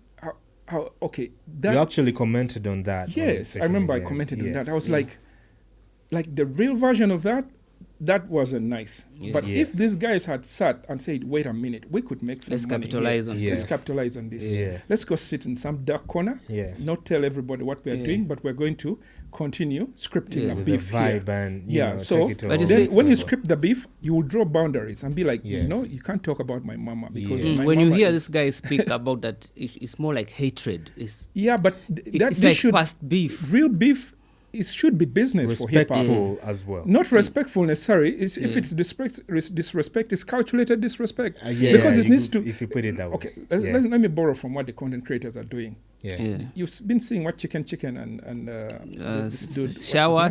Yeah, what they've been doing. They've been cultivating our audiences. You know, you find that stuff on TikTok. This guy said some really nasty stuff about this guy, and this guy is like is so bitter, and then the next thing you see a clip is like, I'm going to beat this dude so bad he will not know his name. So the fans start that whole vibe of I'm with this other team or I'm with this other team. Guess what? They're making money. They're building up. They're hyping up fans to show up for an event. That's what beef is supposed to be. We should sit down. I was like, hey, wait a minute. Something triggered a beef, but let's first wait. Let that beef hold. Let's make money. Can we make money? So we're going to continue to pursue that whole thing. Oh, you disrespected me. I'm going to show you who I am.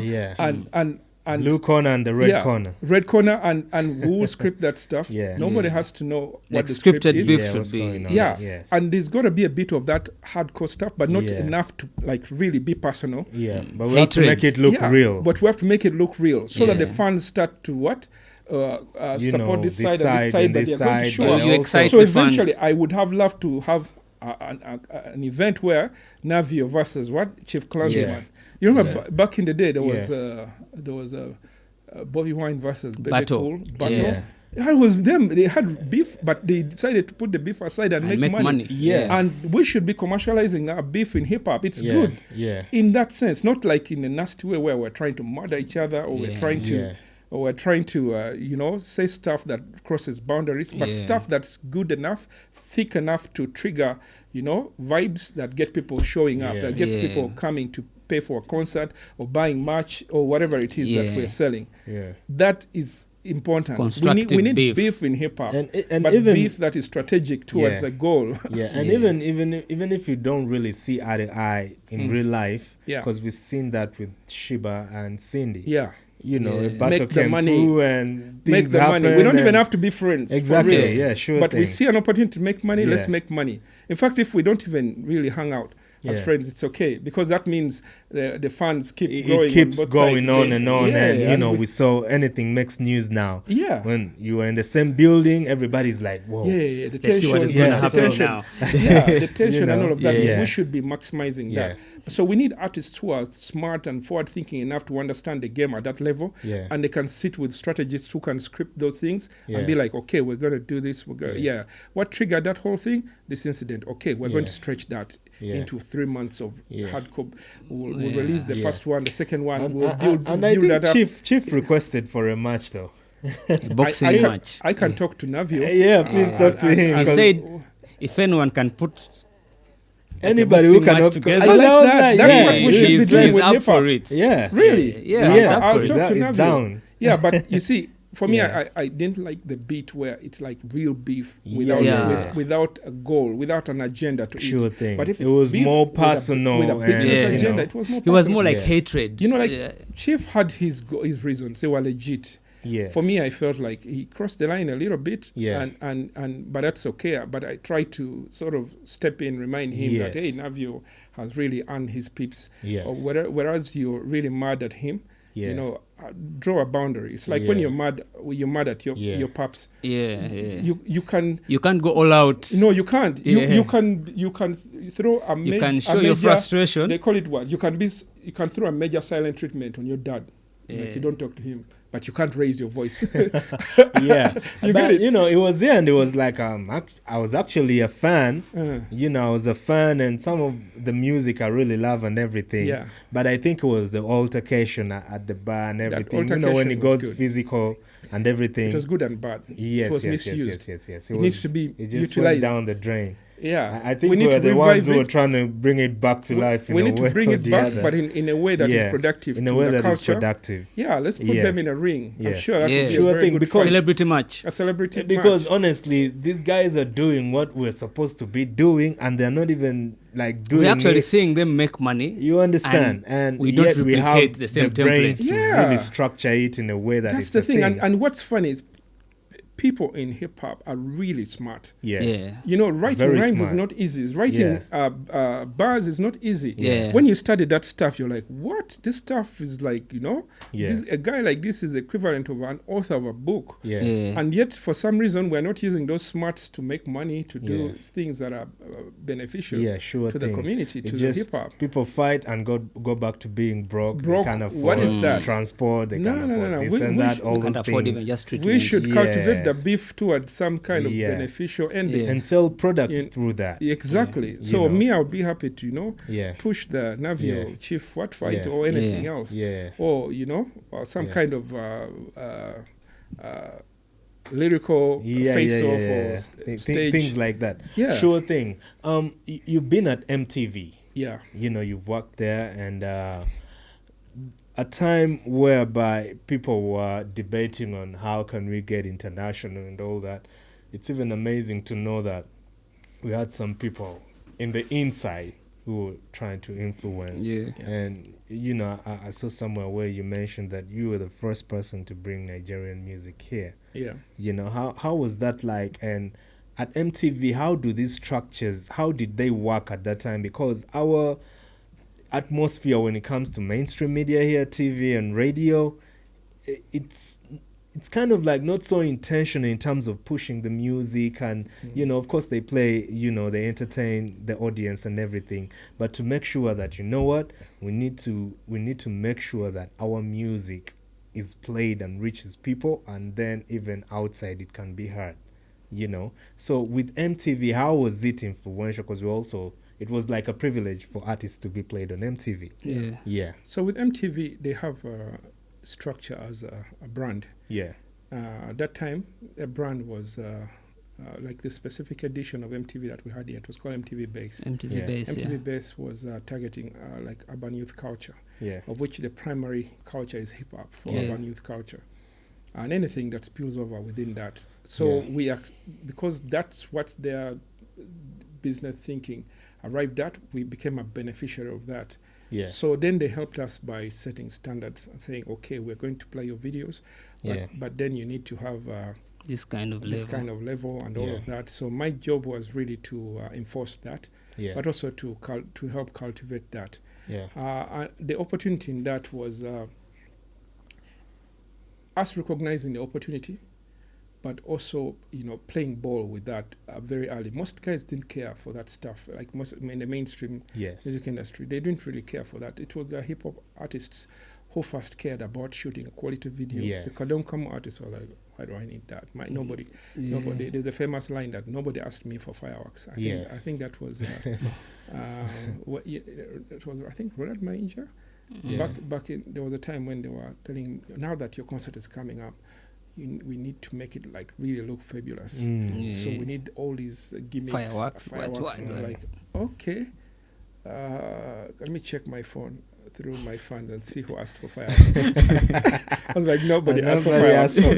Forget it. Yeah, so in a way, they have there's a way they see things literally. They don't understand branding, packaging, and all of that. But from hip hop, we come from an influence of the American hip hop magazines. We understand that stuff. Exposure so we understood that.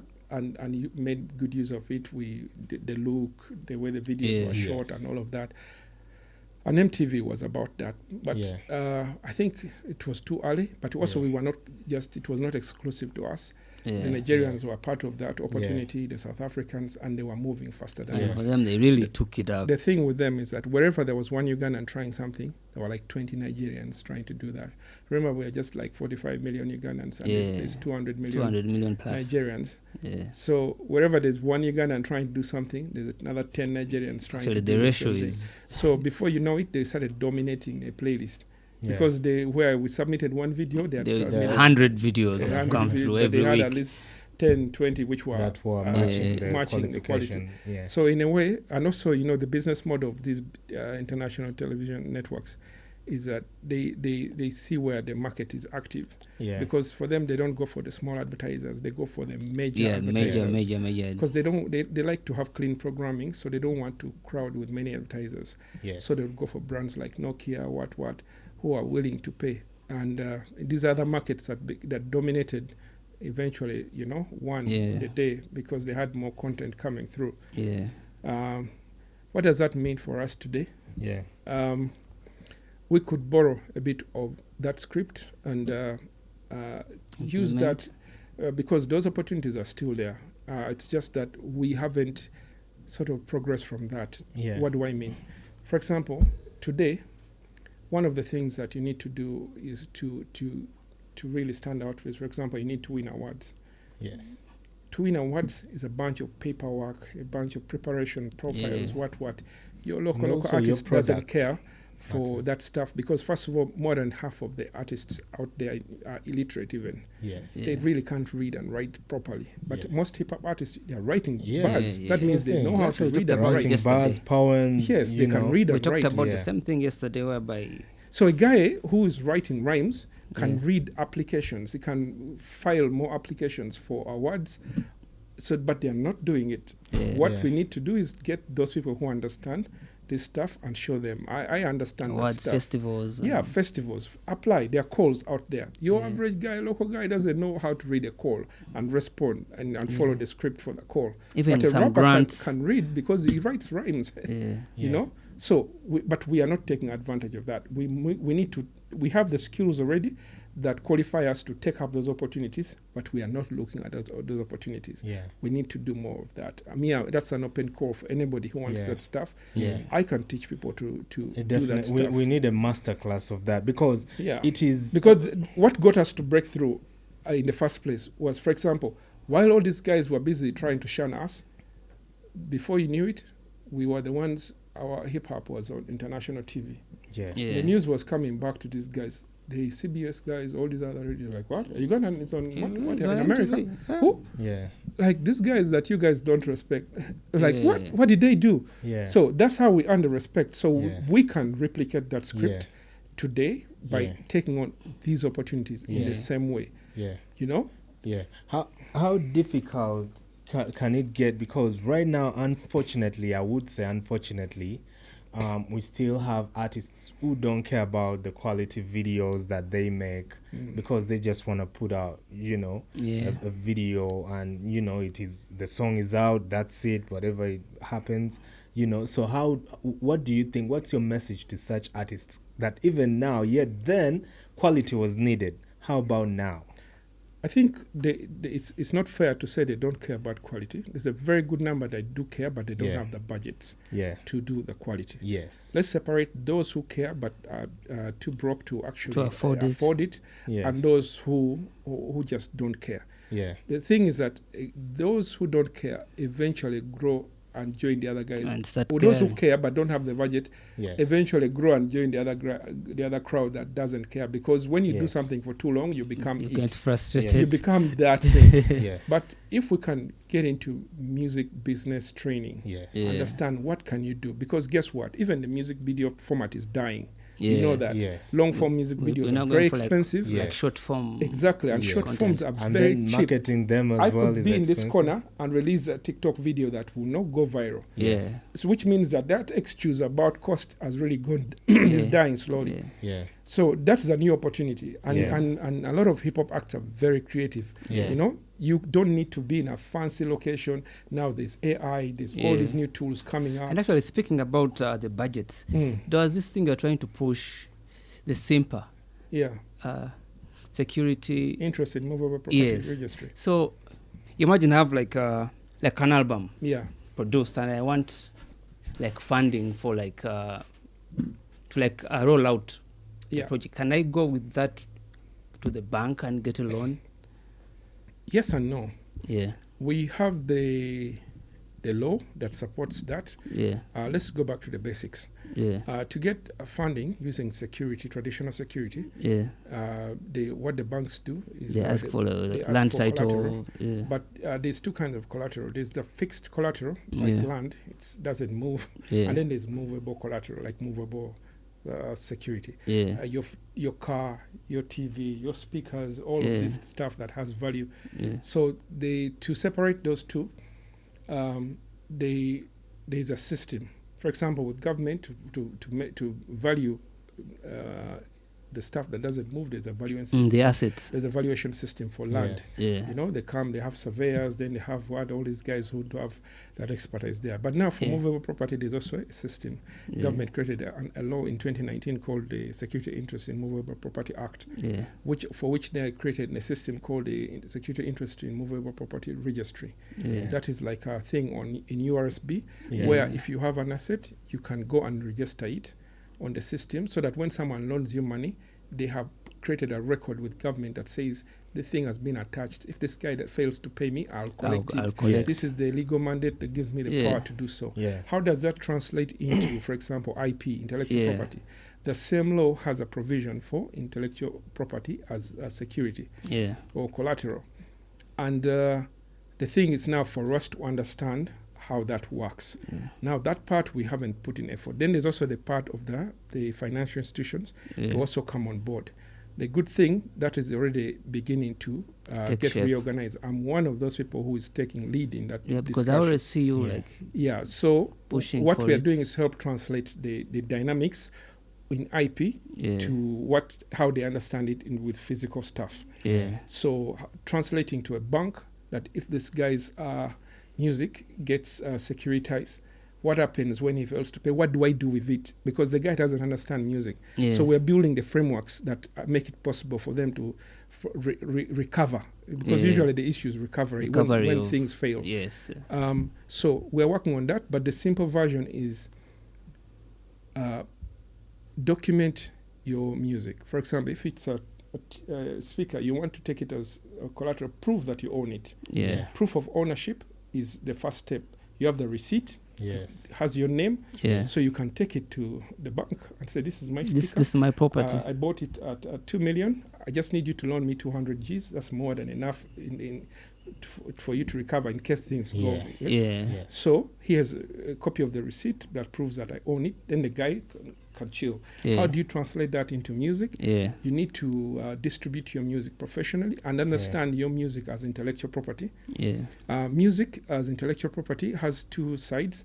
There is ownership in the composition, which is the stuff that comes with writing the song as a songwriter. Yeah. And then there's ownership in the sound recording, the output from the studio. Yes. Because before a song comes out of the studio, it exists as lyrics and a melody and, you know, all of that other stuff. The composition. Yeah. So understand how is that legally captured in the, you know, in the law, ownership of that. Once you understand that part, and you capture it in a system where there's third party verification. It's not just your word against someone else's word, but can you prove that? Yeah, for example, go and register the copyright with URSB. Yeah. Go and distribute the music with a proper distributor. DSPs. When the song is released as a sound recording, you need to identify it using what they call an ISRC code. ISRC codes. Yeah, the ISRC codes. Make sure those ISRC codes have your name. They indicate exactly what share you own. Yeah. 2, the composition. Make sure you register that as with the ISWC codes that identify your ownership in the composition. Yes. Or you're not owning, or a percentage. Yeah. Make sure you have split sheets that, you know, capture your share of ownership. Yes. And all of that. Then distribute it. And then when you distribute, then have a record of the income, because valuation starts from uses multiple methods to capture value and valuation. It starts with capturing proof of ownership. You own it how? I registered it with yours. You own it how else? I registered the ISWC and it has my name on it. Across the global ecosystem, my name shows when you look it up. The ISRC does the same thing. It shows me. That means I own this thing. Then 2 is the income approach. They want to see, okay, now that we know that you own the thing, is it worth anything monetarily? So you distributed it? Yes. Is it making money? Yes. For how long has it made money? What is the consistency of the money? Did it just make some money for 1 month? 1 month and then it vanished? Or it's been making money, like it has a consistent audience. Yeah. All of that, depth of that, you know, consistency matters. How long has it been out there making money? All of this stuff. Why do they want to know all these details?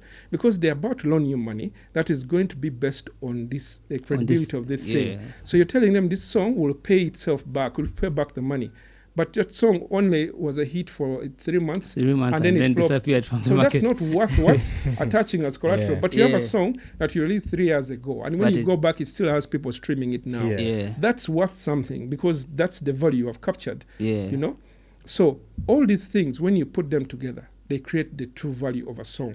And they can predict, you can see the history, so you can also predict the future. Because this data is out there. The distributors like TuneCo, 1RPM, CD Baby, there's real reports that are immutable, like stuff you cannot edit. You know? Like a bank statement. As long as it's up there. It's out there. It's like if you've been earning money, that money you've been withdrawing it to your bank, there's a bank statement that shows a history of withdrawals. The difference is now I need some advance money, because I don't want to wait for this money to come. For this money to accumulate. In a year, I need the money now to promote this new song, to record a new video. Then I'll pay it back with future income. And you have proof of historical income. You have proof of ownership. You have proof of all these things. And now you qualify for collateral. You get it. And it's a fair thing for someone to ask for you to prove that what you will pay back. So that's what we need to learn, and then we need to activate.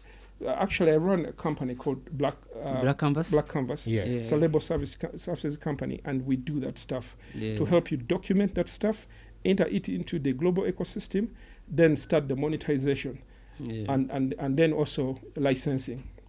Most artists think about a guy to help them book concerts, but they don't think about a guy to represent their assets for representation. When a corporate company calls and they want to use your song for a commercial or for something, who is the guy that explains them how much they should charge? Because if you don't understand this stuff, you're either going to ask for too much or for too little. You don't know the just like the Khalifa saga with KFC. Exactly. Moment. So you don't know the true basis of how to ask. So you're going to be in a mess, and someone will switch to someone. Sometimes these decisions are happening fast. We have a video. It's going to go out on Monday. I think this song will work. Call up that dude, and then this dude hands over the phone to a manager who has no clue about IP. What, Yeah. So get a guy who understands his stuff and he has proper. He work can formula. defend. He can bill instantly. He can Yeah. defend the bill. He can also make sure the terms are captured properly. The guy says, "We want to use the video in a UGC content. Sync For how publishing. long? How much? The terms. Break it down. If the guy changes, instead of quarreling with the guy taking him to court, just slap him a new bill. Yeah. And you have a guy who is what? Who is there On top of standby. that, yeah. You get it. Instead of I wrote an article on LinkedIn a few days ago, and I was commenting on the Aganaga KFC saga. Yeah. Yeah. I tried to my friend Emma Carlos was the one who is handling that thing. I wanted to sort of advise, but I needed to first understand the details. Yeah. But I was like, in this day and age, the clients who pay are it's a small pool of clients, corporate companies. Yeah. Now, when an opportunity comes, you don't want to sort of freak them out with bills that very are big. not justifiable. Yes. Yeah. You want to cultivate a customer relationship. Yes. Yeah. So the first thing is to give him what? A quotation or an invoice and tell them Yes. based on these dynamics, Yes, this you've is used what- my song, yeah, so I'm we're going gonna to charge you I'm going this. to charge you this. Yes. But I'm also going to charge you a little extra for having used it without consent. Without my Yeah. permission, Yeah, but yes. that's all. There's no bad blood. Yeah. Just pay a little extra for. Yeah. But next time you need it, just Just call me. get and in touch. Is We'll- it Yeah. because we are too broke and eager? We see something, we're like, Yeah. oh my goodness. Yeah, This is but the that's not opportunity the I was way waiting for. we should be building a culture of compliance and Yeah. building relationships with corporates Yeah. so that they're eager to work with. It's just business. Sure You know, thing. it's not about I hate you, so I have to hate you back with a You slap know, yeah. of 500 million. No, it's about business. If this guy's used this song today, tomorrow they'll Yeah. be back Sure for another thing. one. For Yes, another yes, one, yes. when he gets a bigger And you song. could even start partnering, not this Yeah, thing of maybe now they need the song for social media now, but maybe they have a campaign rolling out yeah, a few months' be time. like, you in know a what, month, let's and they're let's going to have an negotiate a bigger deal. experiential tour. Yeah, You're the guy who's going to perform because your song is already. Your song is it's there. already in the Yeah, pipeline. It's like So- the theme of the whole thing. Yeah, you just need your guy Yeah. who knows this stuff and Yeah. bills correctly,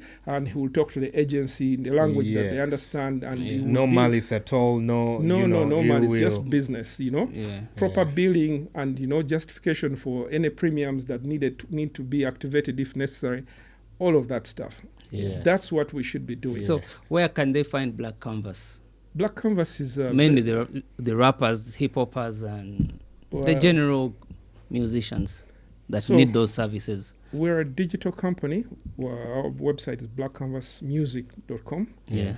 And we are also the guys behind the website called copyright.ug. Yeah. So it's nice to, if you just want to understand copyright in general, just Can go visit there, the see website. stuff, Yeah. the basic Yeah. stuff, Yeah. figure out. Our contacts are also there, and then you can have a starting point. But if you just want basic representation Yeah. on licensing, that one just call me up. I don't know if I'm allowed to share the numbers. Yeah, but yeah, sure, sure. They will be. Yeah. I'm all over social media, Jeff Yeah. Ekongot. You can inbox me, Yeah. 0702 Yeah. You can 17. share your number, please. You can Yeah, look to the camera and 0702 tell- 170059. I'm on WhatsApp. I can represent your catalog. We can start with the process of cleaning up the metadata, establishing ownership splits of anybody you've collaborated with. Once we have a clean catalog, then we position it ready for business. Business can mean licensing.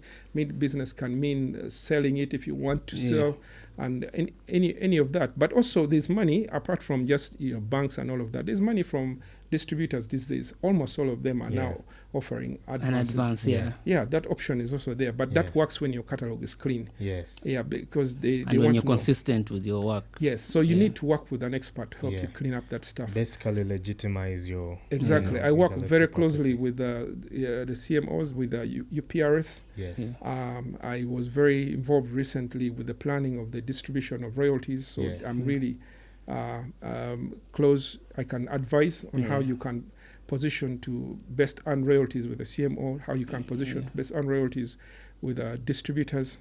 I'm also very involved in licensing of concerts and all of that Yes. through UPRS. So amazing. there's opportunity for music Yes. business, and this is now like a new chapter because we have a new law, brand new law.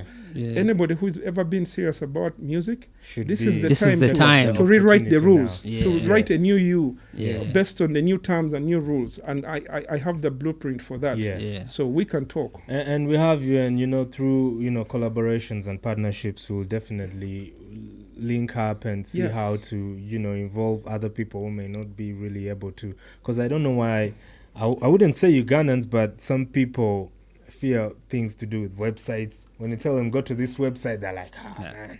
Now I think so many people have been scammed with those. just send it to fake- me on my WhatsApp. Send me a link. or Yeah, I'm something, available which on is WhatsApp. okay. I've shared my number. Yeah. They can Yeah. rewind and capture it. Yeah, that's and beautiful. they can hit me up Yeah. and we can talk. Yeah. Sure thing. Yeah. And I think we're gonna have you back for And part I'll be happy two. to collaborate with Yeah. the Boone Forest or Yeah. the projects Yeah. you guys are working on. That's some Sure. really Actually, one amazing put me on stuff. board for Thank that you. stuff. Yeah, Thank you so that's much. amazing. You guys, Yes. man, that's some super Thank talent. you The so much. production is Yes. world class. Yeah. Thank We you. just need more that stuff to get out there. Exactly. Yeah.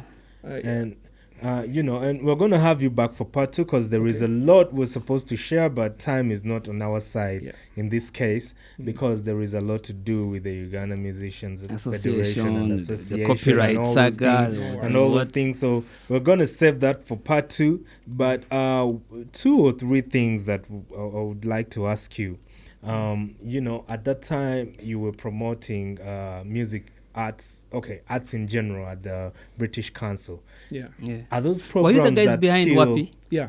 I Yeah. was the Wow. coordinator for Because I remember I used to love going for Yeah. WAPI. So Words and is that pictures. still in existence, or those things were washed out, or British Council as an organization still exists. Yeah. And they still run culture programs every Yes. now and then.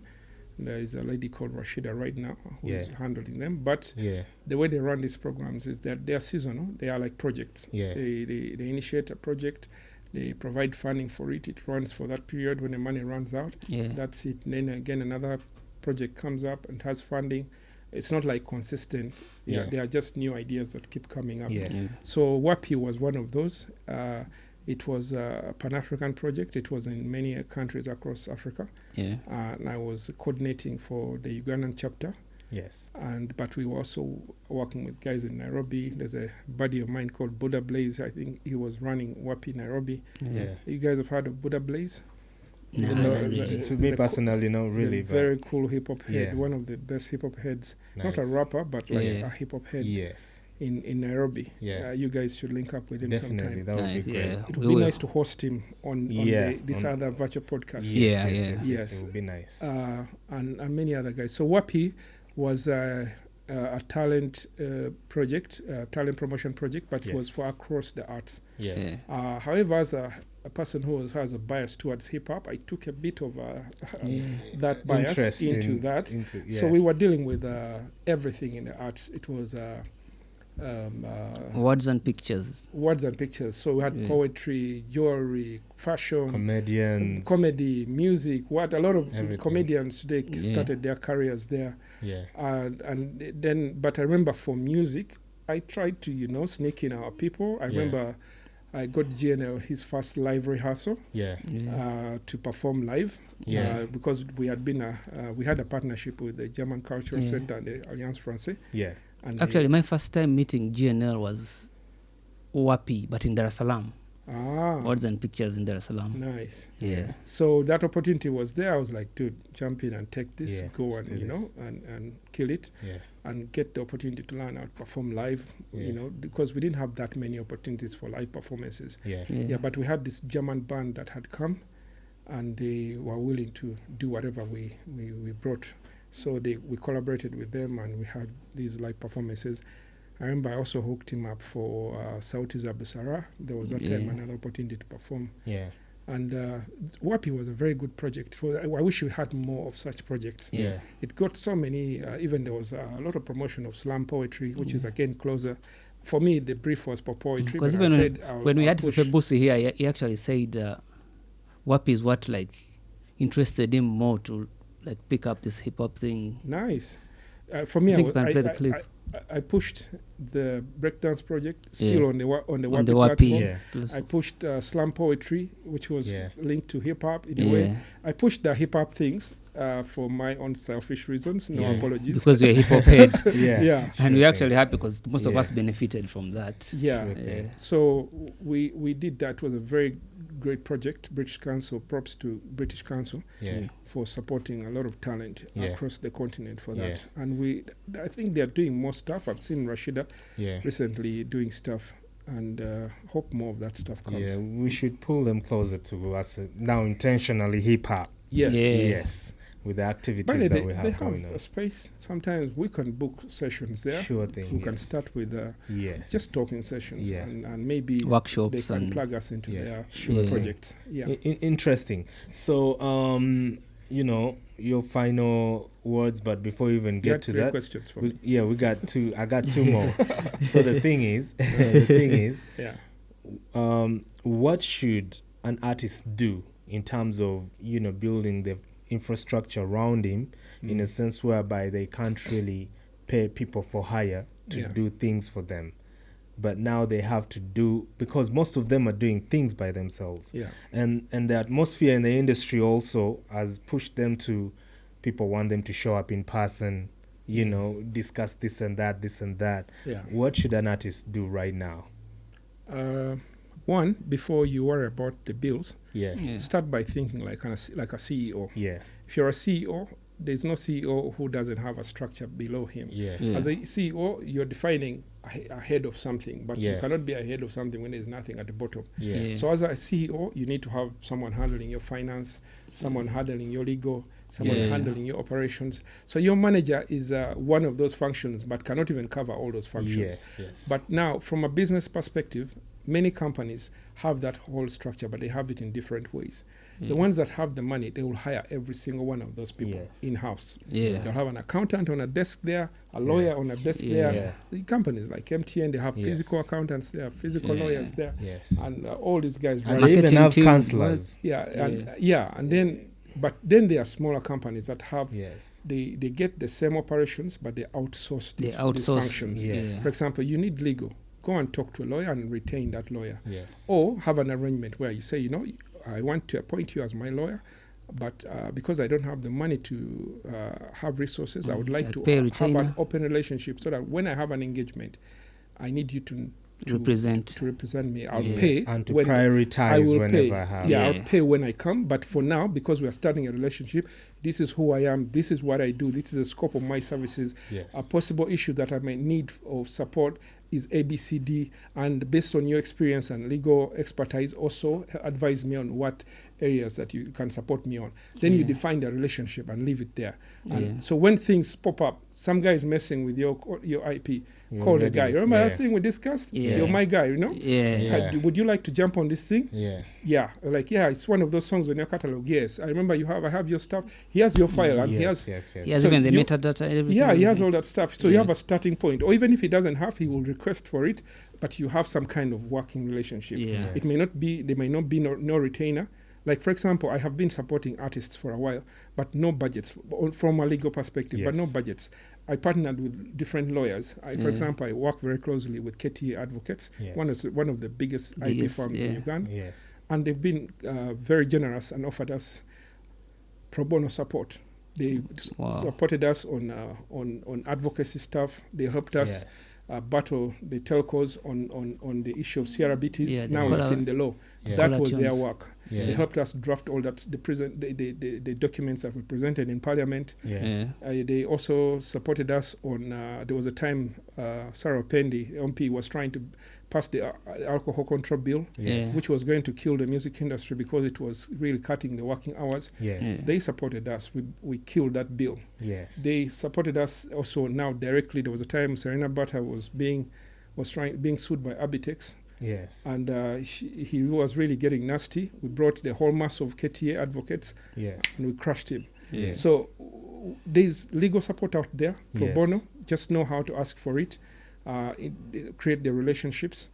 There's also individual lawyers who are very interested in our space and they want to learn. So they need practice experience. Yes. They are happy. I can help artists define how those relationships work. Yes. Yeah. And then when there's money to be made, we all make money. Yes. And many of them are willing to do so. Unless you're really going for the big farms, which are too busy. But even by nature of how law firms operate, they are required to donate a portion pro of their bono. time to give back something. Yeah. So there's always room for that. So it's up to us now to move engage. Forward. So you need to build a structure. Yes. If you need an accountant, you don't need to hire one full time. You can establish a relationship, and the guy knows your books. With an accounting firm, firm. sets you up, and then he can tell you whenever you do this and this, send me this stuff.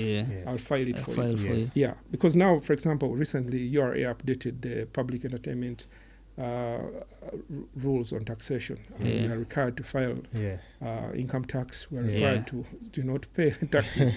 Even recently, a few days ago, they announced the free system. It now applies to what? Entertainment companies. So you need an accountant. So you need a system, how to engage. I think that's the missing layer. Someone to translate how that stuff works. And that's the stuff I do, the kind of advocacy to help people bridge those relationships. So build a structure, with or without money. You can build a structure, and then you concretize that structure slowly. But when you don't have a structure at all, you're heading for trouble. That's my summary. Quite interesting. Very insightful information, and we need all this information because there are some people who don't even know that just happened, and yet they are the stakeholders that are going to be affected in this music business. They So don't follow up those my acts, final policies. thing, I know we have a lot to share, but we'll definitely gladly have you back. We'll organize that because we have a whole lot that we've left out because of the interest of time. But I would like you to give us your top 5, rappers in Uganda. That's a good one. Rionga is number 1 on that list. Navio is still there. I hope it's not because of Kill the Beat. No. I mean, me and Rionga, I've been a fan of Rionga from back in the day. Because, he's one of the originals whose list treated as an original of the Ugandan music industry. Let's foresee him as, recent. But it's been here as just that he went to Canada, outside the US, Canada. He shared his story. Actually, we had him here. But he was there. He started when he was here. But so I still see him as one of the best. One of those, because for me, from the old school movement, there was a rapper, one of my favorite rappers back in the day, Pharaoh Monch. Yes. You know Pharaoh Monch? No. You guys need to look up Pharaoh We'll Monch. check him out. We'll check him out. Check him. Pharaoh Monch is a bit of Ru's style. Comes from Pharaoh Monch. And Pharaoh Monch was one of those purists that back in the day, baddest, and they kind of disappeared. There was a whole bunch of rappers from the East Coast back in the day who disappeared, but they were really dope. And I think Rionga's style came from that. Obviously, you guys can't connect that. But I like what he did with that style and took it much further, made it his own thing. And then, so I like that. Navio, I respect the hard work he's put into hip-hop, because hip-hop is not really just about buzz. That is evident. Everybody sees the hard work Navio has but put also in. the fact that we go way back. The myth is also part of that package. So the myth is number 3. Is underrated. And they from the new generation, I like this. What's his name? I keep losing his name. There's this duo of these 2 chaps that used to recently broke out through TikTok. I keep losing. There's Legacy. Legacy. Legacy is one of my favorite from the new generation. The newbies. He's really dope. I every time he drops something, I'm excited because it reminds me of the raw energy that we started out with back in the day, where you almost don't care about recording. You just want to keep dropping bars. Drop bars, perform, be on the streets. Back to back. There's another kid. He calls himself Voodoo Child. That guy has very serious energy on stage. I think he's you see, hip hop is not just about dropping bars on the record. Yeah. It's also about the performance. Yeah. Recently, when I was nominated for the Life Achievement Award for hip hop, I was very disappointed with the quality of performances. Yes. The utilization of the stage was very poor. It was karaoke grade performance. Yeah. And me, I want the raw hip hop energy that can own a stage and rock up at 10,000 people. Yes. We don't have that. Many of the young guys, they can rap, but you can't throw a 10,000 audience crowd to them, and they'll be violated because that audience will be too much energy. They don't have the capacity. They're just walking around, and then even the way they were speaking, they were like miming. Not even it was miming great. Miming is like, I don't know, senior one. You get it, P7, but if you're trying to build, Interact Club, all that stuff is okay. But if you're out there in the mainstream, you're trying to become a star, you need to own the microphone with the level of energy that you can own a crowd. And Voodoo Child, he has this energy with his crew. There's a way they are performing almost for themselves. They're enjoying that you almost feel like you are at a party together, and they just happen to be on stage and you're in the crowd, but you're all having a party. That's energy I can pay for, because when I go out, I know I'll get value for money. I haven't listened to much of his repertoire, but I know the few songs I've listened to, I feel the energy. Even if he didn't write them and got someone to write for him, he can own, because it's not just many rappers they write for them. But if you own the artistry of really owning a performance, you can go really, really far. Nice. Awesome. It's been amazing having you. We can go on and on and on. Some questions were popping up in my head, but producer is there telling me, come on, bro. But it's all good. And we appreciate everything, you coming through and sharing your time with us. We're looking forward to working together and to learn more from your experience and, what you got going on. It's been yours truly, Gills Collins. Green Amani. And we are Jeffrey Jeff Mr. in the building. Jeff. I love the name. So I'll just keep saying Jeffrey Jeff. Mr. Jeff Ekongot. Still keeping it 100 is where we at. And it's been a pleasure. Thank you. Peace out. It's been a pleasure. Straight up. Hey, yo, what's up, everybody? It's your boy Gills Collins. Green Amani right here. And in the building, we're joined by Jeffrey Jeff. Mr. Jeff Ekongot. Your full names. Geoffrey Ekongot. That's my government name. Straight up. And we've had an amazing episode. Look forward to it. Keep it 100. It's going nuts right now. It's going crazy, blazing hot. And Jeff. Yeah. You said you're a rapper. I used to be a rapper. Yeah. And you said you made music. Yes, back in the day. Okay, you wrote and I wrote back. So what was do you still remember your very first rap that you wrote? No. Your second? That's like more than 30 years ago. Your second? Yes, I remember some of them. Drop us some, bro. From that rap. Green was saying give us a freestyle, but we're like, you know what? The side of Jeff has not been heard by some of us. That's in the next episode. What was your AKA? G-Slick. Straight up, man. We have G-Slick in the building right about now. We just shot a great episode of Keep It 100, and it's been amazing. It's good to have you, and we're hoping to have you the second part. Good to be here. I feel at home. I feel home. Straight up.